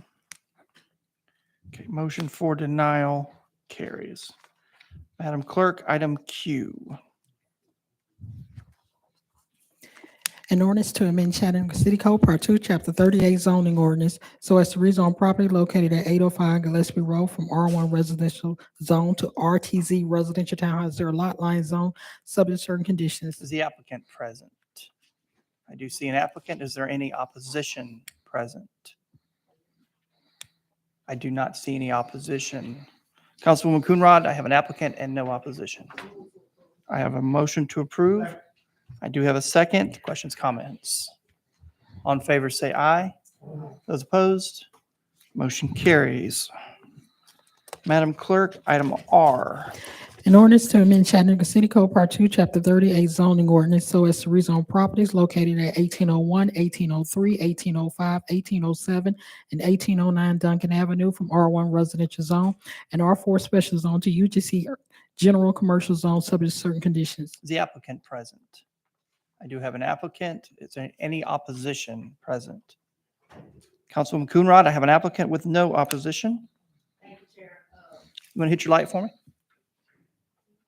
Thank you for investing in District 9. I understand the assignment what creating affordable housing is. So move to approve. I have a motion for approval. It does have a second. Questions, comments? All those in favor say aye. Opposed? Motion carries. Madam Clerk, item S. An ordinance to amend Chattanooga City Code Part 2, Chapter 38 zoning ordinance so as to rezone properties located at 3725 and 3805 Grace Avenue from R1 residential zone to RTZ residential townhouse zero lot line zone. Is the applicant present? Is there any opposition present?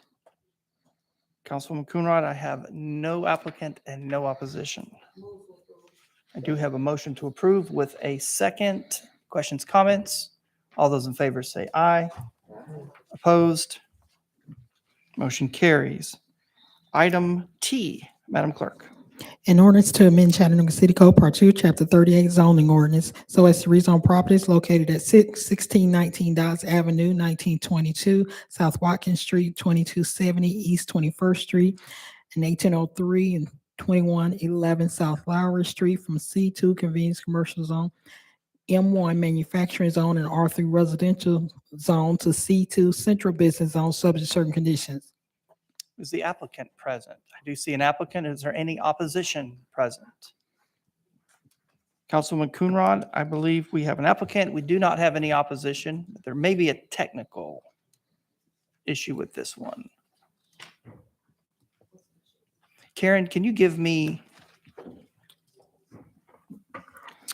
and I followed this one through Planning Commission is why it rings a bell. Mr. Chair, I think you're referencing the fact that there was a address on there that was, since a recent replatting, no longer applies to the zoning case.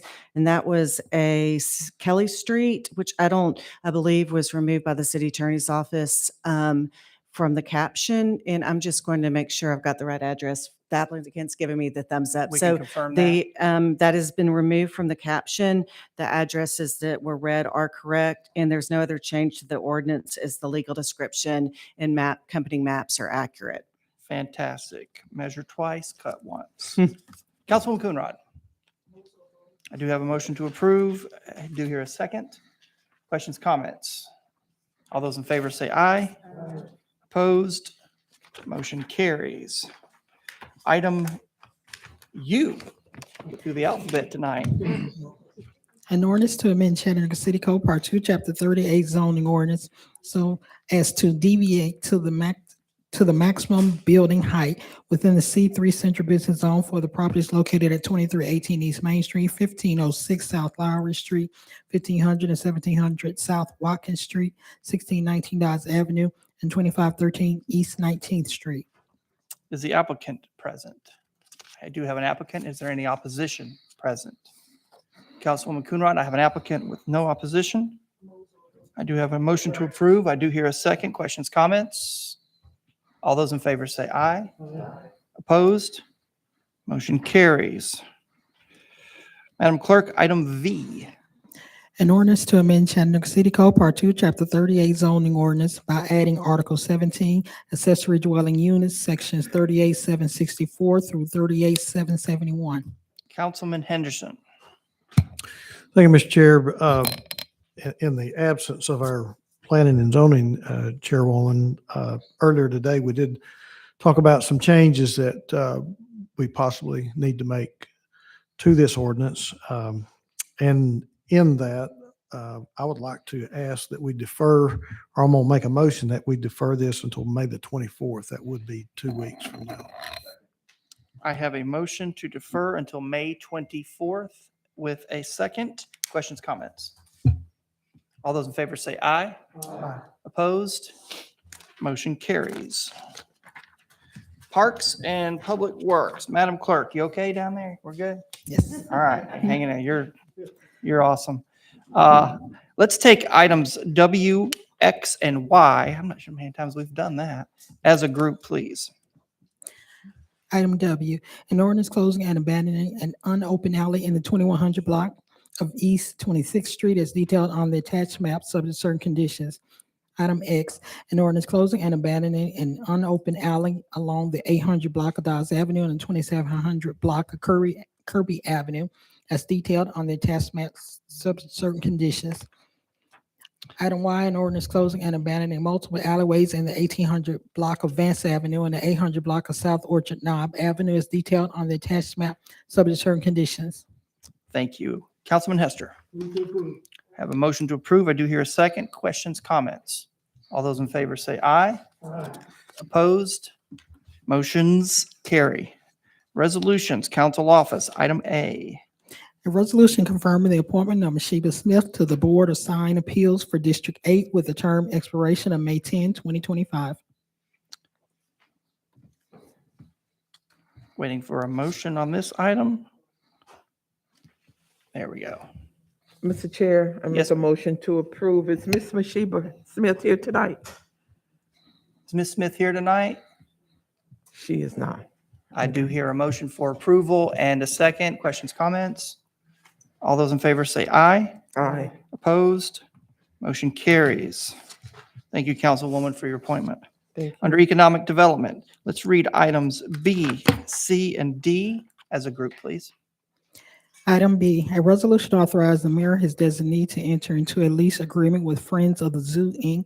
in substantially the form attached for lease of the property identified as 301 North Holtzclaw Avenue on a portion of tax map number 6GA001, the property upon which the zoo is located, for a term of 50 years for the annual rent of $1.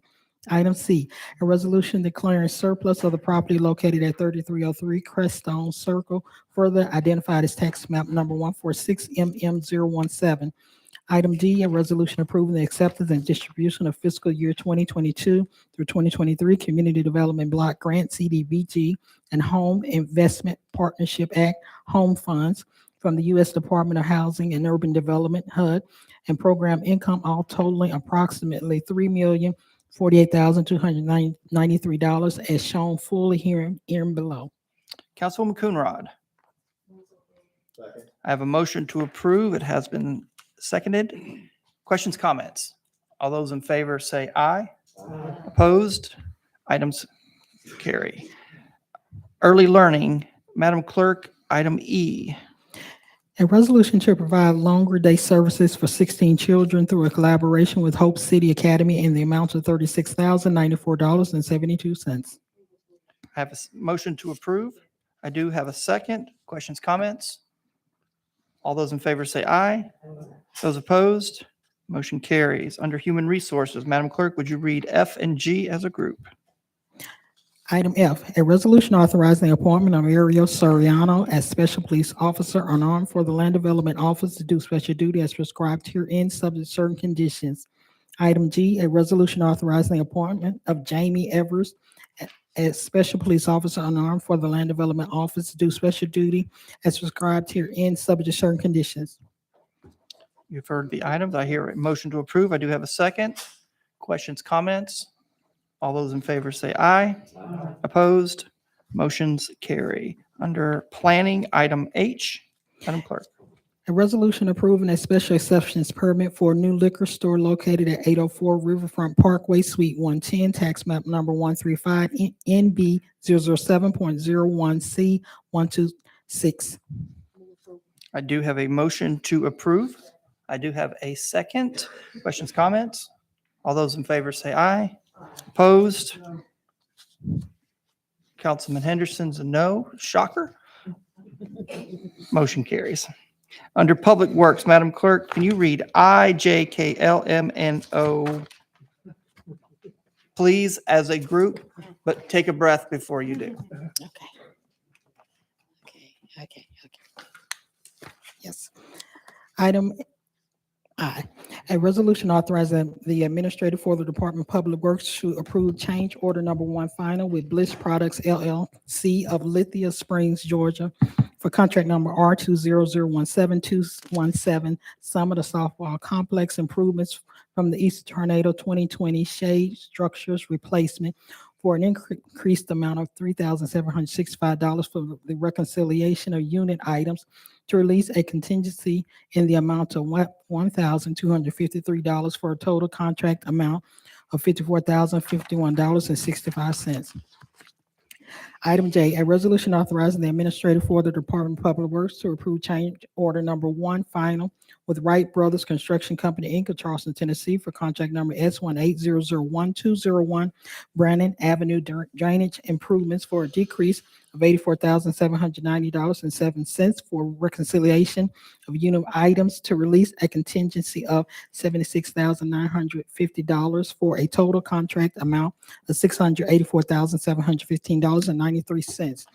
Item K, a resolution amending resolution number 31026 to increase the estimate amount of $800,000 to due to additional contract utilization for the on-call design and plan production services contract number S20004-100 with the following firms: WK Dixon, Volkirk, Bars Design, S&ME, RK&K, Geosyntec, CTI, Croy, Chazen, Brown, and Caldwell, and Arcadis for a revised estimate amount of $1,500,000. Item L, a resolution authorizing the administrator for the Department of Public Works to renew year 2 of a 4-year term for the on-call blanket contracts for the Geo-Environmental Consulting Construction Materials Testing Services contract number E21002-301 with the following 7 consulting firms: Geoservices LLC, Geosyntec Consultants, KS Ware and Associates LLC, S&ME Inc., Syntec Consulting Services, Inc., Terracon Consultants, Inc., and Thompson Engineering, Inc., based upon the three service categories of geotechnical, construction materials, testing, and environmental services for each qualified consultant for an annual amount of $750,000 to be used by all departments. Item M, a resolution authorizing the renewal of 2 blanket contracts for year 3 of 3 for land disposal of biosolids, sludge, and other special wastes to Capital Waste Services for the Ray County landfill under blanket agreement PA 100014, and Republic Services for the Bradley County landfill under blanket agreement PA 100066 for a total amount of up to $125,000. Item N, a resolution authorizing the administrator for the Department of Public Works to approve payment to Tennessee One Call System for wastewater underground utility location services for 2022 in the amount of $43,943.32. Item O, a resolution authorizing the administrator for the Department of Public Works to execute contract number S21009-101 with CTI Engineers, Inc. for landfill deficiency recommendations and repairs to the linear leachate and gas collection systems at the City and Summit landfills in the amount of $420,000. Thank you, Madam Clerk. You've read tonight's items. Under Public Works, Councilman Hester. I do have a motion to approve. I do hear a second. Questions, comments on any of the items that were just read into the record? Seeing none, all those in favor say aye.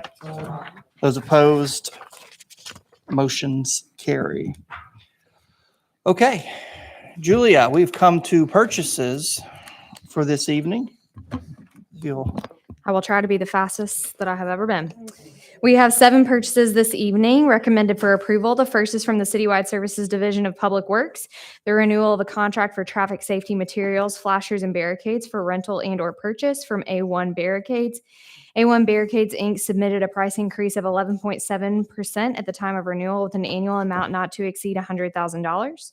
The second purchase, also from Public Works, is for the purchase of 1 Kohler generator model KG100. This purchase utilizes Sourcewell contract 120617-KOH. The vendor is Nixon Power Services, and the amount is $39,337.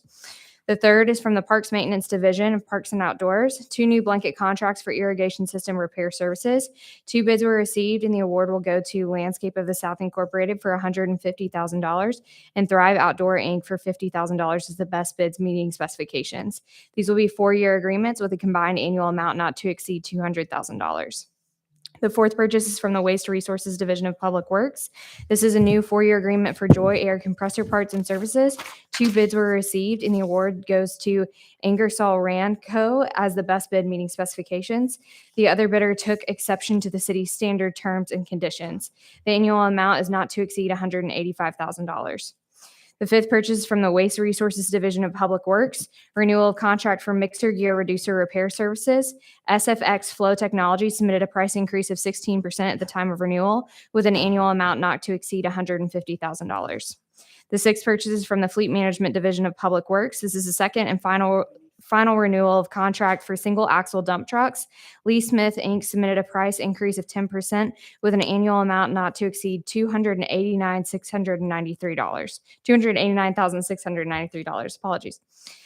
The seventh and final purchase is from Information Technology. This new 5-year blanket agreement with Application Software Technologies, AST, for testing as a service. This is a sole source procurement with an annual amount not to exceed $112,500. Thank you, Julie. I have a motion to approve on purchases this evening. I do hear a second. Questions, comments? All those in favor say aye. Opposed? Purchases are approved. Let's move on to committee reports. Councilman Henderson. No report. Councilman Smith. Thank you, Mr. Chair. We did have a legislative committee meeting today. We discussed a potential piece of legislation involving street naming and gun naming. It was determined by the body to pull that piece of legislation, sir. Thank you. No further discussion. Thank you for the update. Councilman Hester. No report. No report. Councilwoman Coonrod. Chair, today Jane presented on TIFs. That's going to be for a great project out in District 2 and 3. So we're just looking forward to seeing it develop. Thank you, ma'am. Councilwoman Noel. Dr. Burrs? Yes, sir. Budget for fiscal year 2023 presented today. We all received copies of the budget. The budget went online tonight for you all to look at, critique, whatever. Let your council representatives know about it. We start our education sessions next week from 10 to 3:30. They're open to the public. We'll be holding them in here, I assume, council. You know, Chair? we haven't really talked about it, whether it's going to Okay. be in here or in the Collins conference room. Okay. We'll be in this building. Yeah, we'll be in I this guarantee building. that. Right now, they're scheduled. I'm guessing. I'm guessing You like that, it better? Okay. All right. We'll have them in here. We'll have them in here. And we'll be in here from 10 to 3:30, and we'll be going over every bit of the budget. And these are education sessions for us, right? We're going to have 2 weeks of education sessions. Love it if you all would be part of these. Again, these are questions. We'll have the public input session. So more to come in case we need to, but all of this will be on record. So please pay attention and please be present at all of these. We encourage you. Thank you very much, Mr. Thank you, Chair. and thank you for your hard work, and thank you for the budget team, the work they put into this, and Mr. Goldberg. And we appreciate the mayor stopping by today to introduce the budget to us. Madam Vice Chair, do you have anything? In committees? All right, no report. Very good. We will move on to other business. Madam Attorney, we have 2 announcements or 2 items of business. Yes, the certificate of compliance for the charcuterie that was just passed has been signed by 5 members. And the settlement claim from the Office of the City Attorney is for a vehicle wreck where we settled a case through our claims office for Ms. Weiss, Weiss, an amount total of $29,183.12. All right. Thank you, Madam Attorney. We now move to the part in our evening where we recognize persons wishing to address the council. I'm assuming we have a few that would like to do so. So if you would, please make your way to the podium. And Mr. IT, we got 3 minutes on this. Mr. Ledford, good evening, sir. You may continue. Madam Clerk, read the rules of engagement, so to speak. Madam Attorney, what did I say? Madam Clerk. Well, it's been a It's Madam okay. Clerk kind of night. She's been talking quite a lot. She deserves a break. Yeah. Madam Attorney, please. If you'll please line up at this podium for public comment and wait for the chairman to recognize you. Please keep your comments to matters within the legislative and quasi-judicial authority of the council, and we will limit your remarks to 3 minutes. Thank you. My name's Robert Ledford. I live at 3761 Cuscowilla Drive, Chattanooga, Tennessee. I have a problem that I would like for the city council to help me with. On Mother's Day, I went over to Memorial Gardens to visit my mother that had passed away. And as I got over there, several of the flower vases have been stolen. So I talked to the caretaker, and he said that, yes, there's probably 100 or so that have been stolen over there. Mm. And that's, by on Shalford Road, Memorial Gardens. What I'd like for y'all to think about is we need to stop these scrap dealers from buying this stuff and not give them a license to buy if they're going to buy stolen material. Now, these vases are very rare. I mean, they would know if they're stolen. So why would they keep buying them? I don't know. But it's a hardship on the families when they go out there to put flowers and the vases are gone. And I'd just like for y'all to think about some kind of limit to put on the scrap dealers. Thank you. Thank you, sir. Good evening. I'm a city employee. I'm here to speak on behalf of a member of the SEIU union. Would my fellow union members please stand at this time that are here today? Thank you very much. Today, the mayor delivered his budget, and today you received letters, handwritten letters from city employees, some of whom are not even in the union, talking about how inflation has affected them. I'm here tonight to ask you to put as much of the budget towards addressing the current and historic levels of inflation that we have right now in Chattanooga. Inflation has impacted me. I've had to move a lot of money from my savings account over just to stay afloat. And if I wasn't lucky enough to have a partner who helps with shared expenses like rent, I wouldn't be able to afford to live in Chattanooga right now. Most, or not most, but some city employees don't even have the luxury of having a partner to help with shared expenses. And without the cost of living adjustment more accurately reflecting the city's current rate of inflation, it's almost like a pay cut because our salaries purchasing power isn't keeping up with the rate of inflation. On top of that, many city employees, myself included, are being paid less than their job descriptions advertised rate of pay. A solution to this issue is for the council to commit to a step pay plan. A step pay plan would let everybody know from the get-go what steps are necessary in order to reach the highest level of pay in a given job's pay range. It would go a long way for the city to help recruit and retain high-quality employees. And it would also really help those employees who are in the city for decades without ever even seeing the mid-range of pay for their jobs given pay range. Now, I do want to thank the city council and the mayor for the raises that were implemented last year. Those raises did so much good for those who received them, and it was a huge step forward in wage equity. I encourage the council to continue moving forward by having a cost of living adjustment that more reflects the city's rate of inflation and by committing to a step pay plan. Thank you very much for your time. Thank you.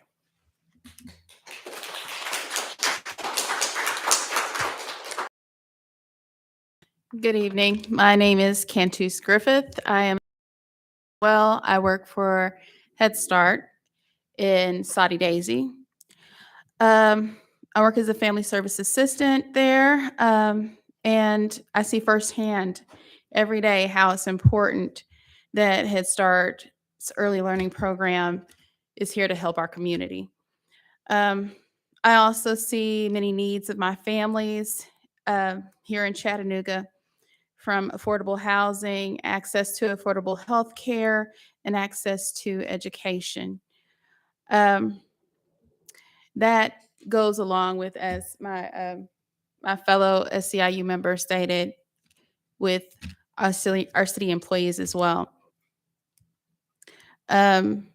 Members of my union recently conducted a survey of employees for the city of Chattanooga, and I'd like to share a couple of points that should interest you.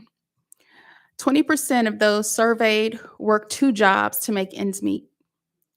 67% spend more than 30% of their income on housing costs, which 30% of your income is the maximum you should be spending on your housing costs. Nearly a quarter of those surveyed found it very difficult to pay for food, medical bills, and rent or mortgage during the year.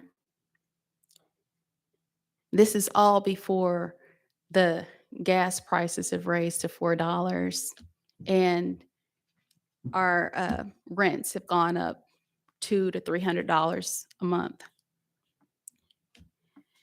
These are all City of Chattanooga employees, and all my coworkers greatly appreciate the efforts last year. The mayor and the city council had to bring our wages up to a more competitive level, and many above a competitive level, but there are still those of us who aren't there yet. There's still much to be done, and the cost of living is at a historical high. The mayor said that we need to expand accessibility to early learning, grow household incomes, as economic vitality in the Black community, and ensure affordability of housing choices for all Chattanoogans. I'm here to ask that those ideas and others as well that we share tonight and throughout the weeks to come are included, and that you include the comments of myself and my coworkers here in Chattanooga, not just in Head Start, but in every department.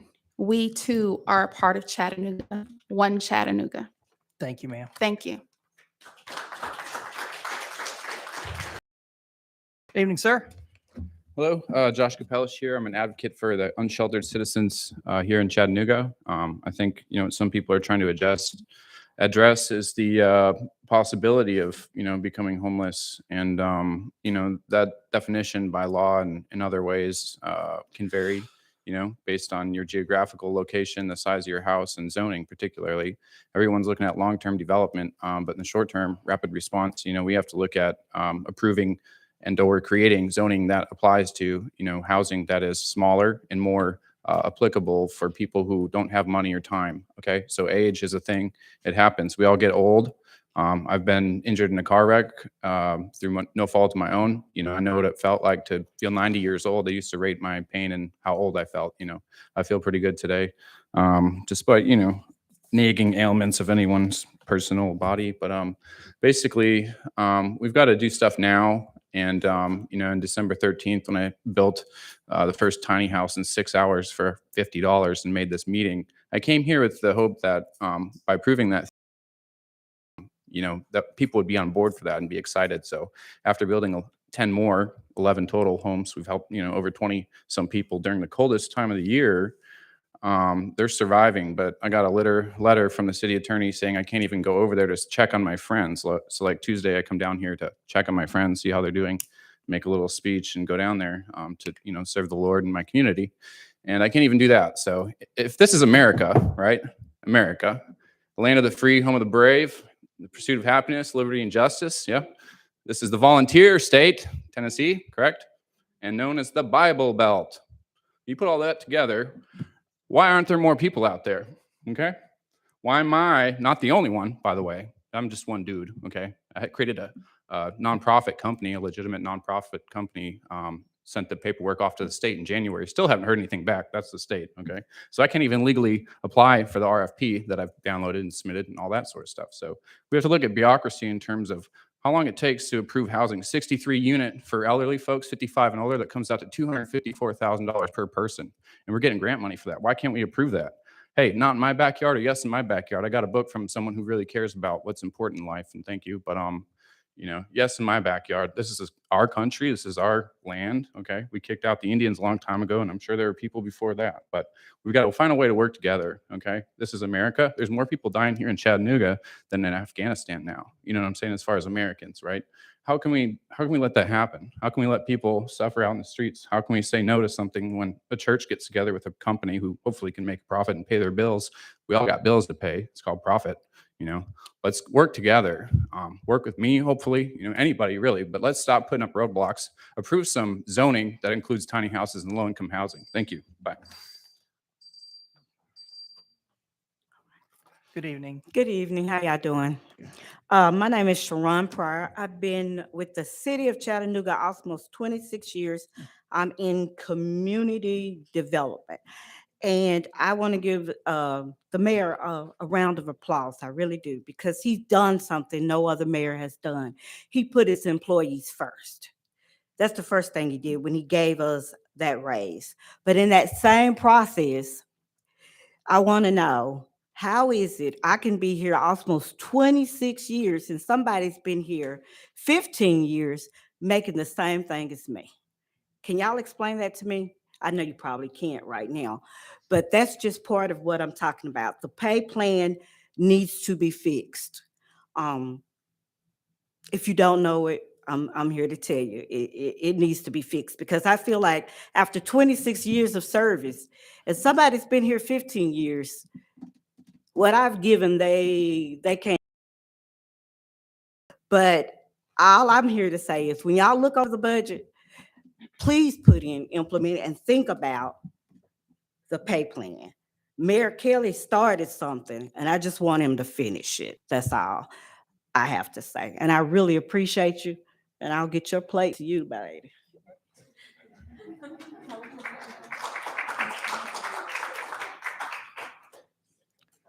Right.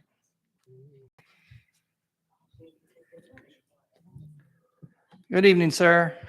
Good evening, Council. Monty Bell, the homeless journalist, the gray-haired fox. I've requested over the phone additional minutes. I'm going to need it. I don't know whether it would be We're at 3 granted. minutes tonight, sir. Okay, we'll use them quite wisely. W.E.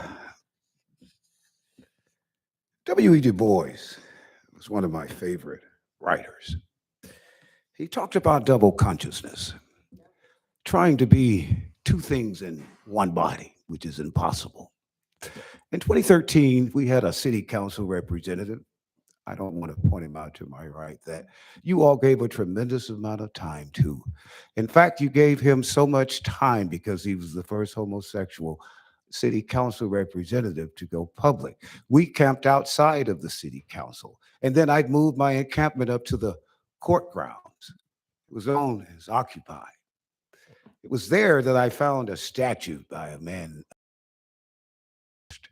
who, along with so many slave masters, enslaved my people.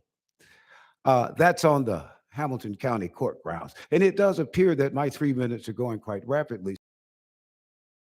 The $100 million that Mayor Kelly talked about in the paper.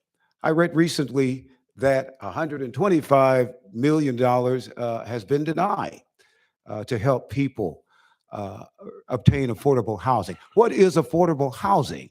I'm Monty Bell, the homeless journalist, the gray-haired fox. I've never had anyone of the criminal councilman Byrd to come out and engage in a contract with me that nearly got me killed. And we're going to discuss that in length. You don't have someone come to my homeless encampment and seek me out. A man interested in another man. I've had this problem throughout my entire career. And I've asked you to stop him. And I had to call the office of the city attorney to inform them I'm getting involved in citizen policing and getting rid of this person, which I had to do. We've since had a young lady shot. We've had a lady pushed off of the bridge, which you've moved all of my homeless encampers off the sidewalk. Now I've got $100 billion that's due to me because of your turning me into a white boy. I've been so sick of that my entire life. 2 cases, one black man's case, one white man's case, the same case.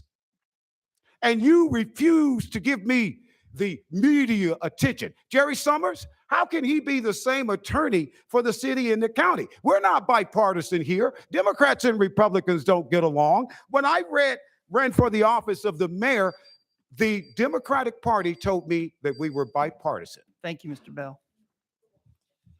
And I thank you very much. Thank you very much. So before we got more? Come, please, please.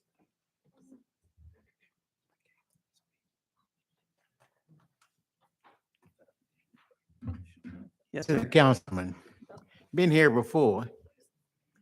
I represent the high-rise people on the west side. I've been trying to get some speed humps in there for the last 25 or 30 years since I've been there. And I talked to the fellow at the city works, and he told me those crosswalks are the same thing as speed humps, but he lied. Because from ML King to the Riverfront Parkway, there's only one speed hump, and it's at front of an apartment. So I represent 7 adult high rises, 1 a daycare center, a church, and 3 family sites. And you tell me that 1 speed hump takes care of all that. Somebody's lying. And between the street I live on, the street behind me, and the Ames Center, that's one of the dangerous cut through in the world. If you leave Riverfront Parkway and come up through there by Grove Street and past the daycare center, you got one crosswalk. School bus and everything else go through there. I know they're trying to get rid of the west side, but let us move by it. Don't carry us out. This is getting to be a problem. And I've been here before. I don't hate to have to come back up here and ask for some speed humps. Don't cost you anything but a little stuff put in the ground. And I hope this is the last time that I have to be here to talk about some speed humps off of ML King. This doesn't make. You got like I said before, you got 700 elderly folks had to come across the street to eat. I sat up there the other day on the election day, 2 hours, and watched the people scuffle to come across the street in they little dune buggers and walkers and things of this sort. Doesn't make any kind of sense. It took me I don't know how many years to try to get the election place out there. And the folks downtown have been trying to get the election back downtown to make an election. It doesn't make sense. We got a place out there. We got a community center out there. It's not worth a quarter. And we got a health center out there that don't even open up. And they spent the housing authority and that thing, sir. it opens at 12, hour off for lunch and close at 1. That doesn't make any sense. Everybody, all the folks had to get the shots, had to go to Amacola Highway and everywhere else to get their shot. This doesn't make any kind of sense. Sir, if you'll turn around and see Miss Julia, she's going to stand up right behind you. There she is. She is going to talk extensively with you about that speed hump. Okay?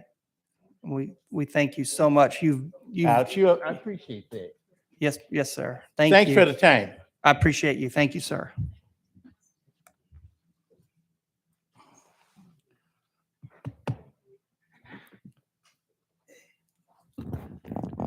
Good afternoon, Council. Afternoon. How are y'all doing today? Evening. My name is Stephen West. I live at 5280 Rotary Drive, Chattanooga, Tennessee.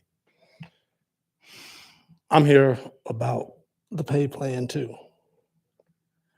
I think what the mayor did last year was great. And you remember, Ken, I told you, I agree with it, but there's a lot of it I didn't agree with. Because the problem is, I've been here over 30 years. And I got some people doing my same job that they moved up. I only make $2,000 more than them. It took me 30 years to get to this point, and it'll take them a couple of years. That's wrong. I don't think a person should be making right at what. And I busted my butt for this city to do my job. I do garbage. I do whatever they tell me to do. And I think all these other folks do too. So I'm asking y'all, with this pay plan, make them fix what they messed up. They blame Gallagher. Gallagher didn't do it. The city did it because they came to us and said they were going to do it. Now, my problem is this new pay plan that the mayor has. Make sure he's going to fix us older folks that's trying to leave, but we can't afford to leave because of what the pay plan is. Make them put steps in there to show us where we're going to reach our goal. You know, and who knows? Maybe they will and maybe they won't. but I'm asking y'all to look over this pay plan real carefully. Because I will be back when the pay plan is done. And I'll be still saying the same old thing if it's not. And Ms. Burrs, not picking on you, but if y'all have thing when most city workers, we are at work during those times. So we're not able to come down here at that time. And I don't know if y'all can or can't. If you can make a time where city workers can come down here and express our feelings towards this new pay plan too. And the reason why Yes, I'm ma'am. asking that is because we're not allowed to get off and work and come because we already short staffed. So let me respond to that. Are you talking about for the public input? Yes, Tell ma'am. me which public input is going to be regular time. It's going to be 6 o'clock at night. Yeah, I'm talking about when you said you're gonna have another thing when I was pointing at you right in here. Yeah. We be at work between 1 and 3. All right. Those are going to be the education sessions on the different departments. If you could wait, please. So I'll tell you, those are the sessions we have telling the council about the different department budgets. Right. Do you want to look at that schedule? Yes, I would like you to look at it. And Okay. It's a lot of us in public works would love to come down here and give our input on that. All right. So those aren't input times. That's what I'm trying to tell you. Those are, so we've made the input times from 6 o'clock on later. Okay. The education sessions are for council to get educated. And what we do is, Yeah, I've sit in on a you've couple been of them. Right. Yeah, you've been in on them. So they're not input sessions at all. They're being recorded. So there's nothing so intense. different. I understand. So let me tell you what, I'm a great supporter of SEIU. What works for you guys? Most of us gets off around after, say, 4 or 5. Okay. Garbage. For you no to telling be when. heard, what's the best time for you to be heard? We figured it was after 6 o'clock, 6 o'clock on. Okay, well, 6 o'clock, I mean. Well, yeah, that's some what of we us- scheduled. That's fine. 6 o'clock. will So be you fine. okay with Yes, you? ma'am. Okay. Because I realized that you thought you wouldn't be heard. The sessions earlier in the day are the sessions for council, for education sessions. But I made sure that they would be public so that anybody that wanted to hear about how the library works or what the budget is. So, but anything time there's input, those are scheduled for 6 o'clock and later. Does that meet your need? That meet our needs. 'Cause I'll make Okay, sure I that's spread the good. word. Okay, I'm glad we got that cleared up. Okay. All right. All right. If you need anything else, let me know, but you will have so much time to be heard. I will definitely. will. Okay. And Thank y'all, you. Council, for hearing us. Thank you. Anyone else wishing to address the council this evening? I am seeing no one, but before we adjourn for the evening, if you will allow me to introduce our recent graduate from UTC, sitting to my left, Councilwoman Coonrod.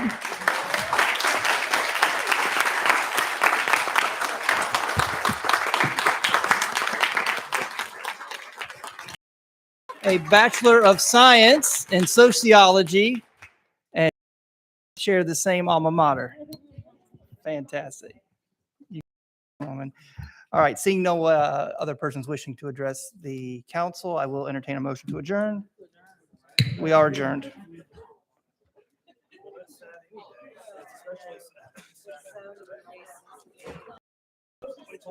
Congratulations.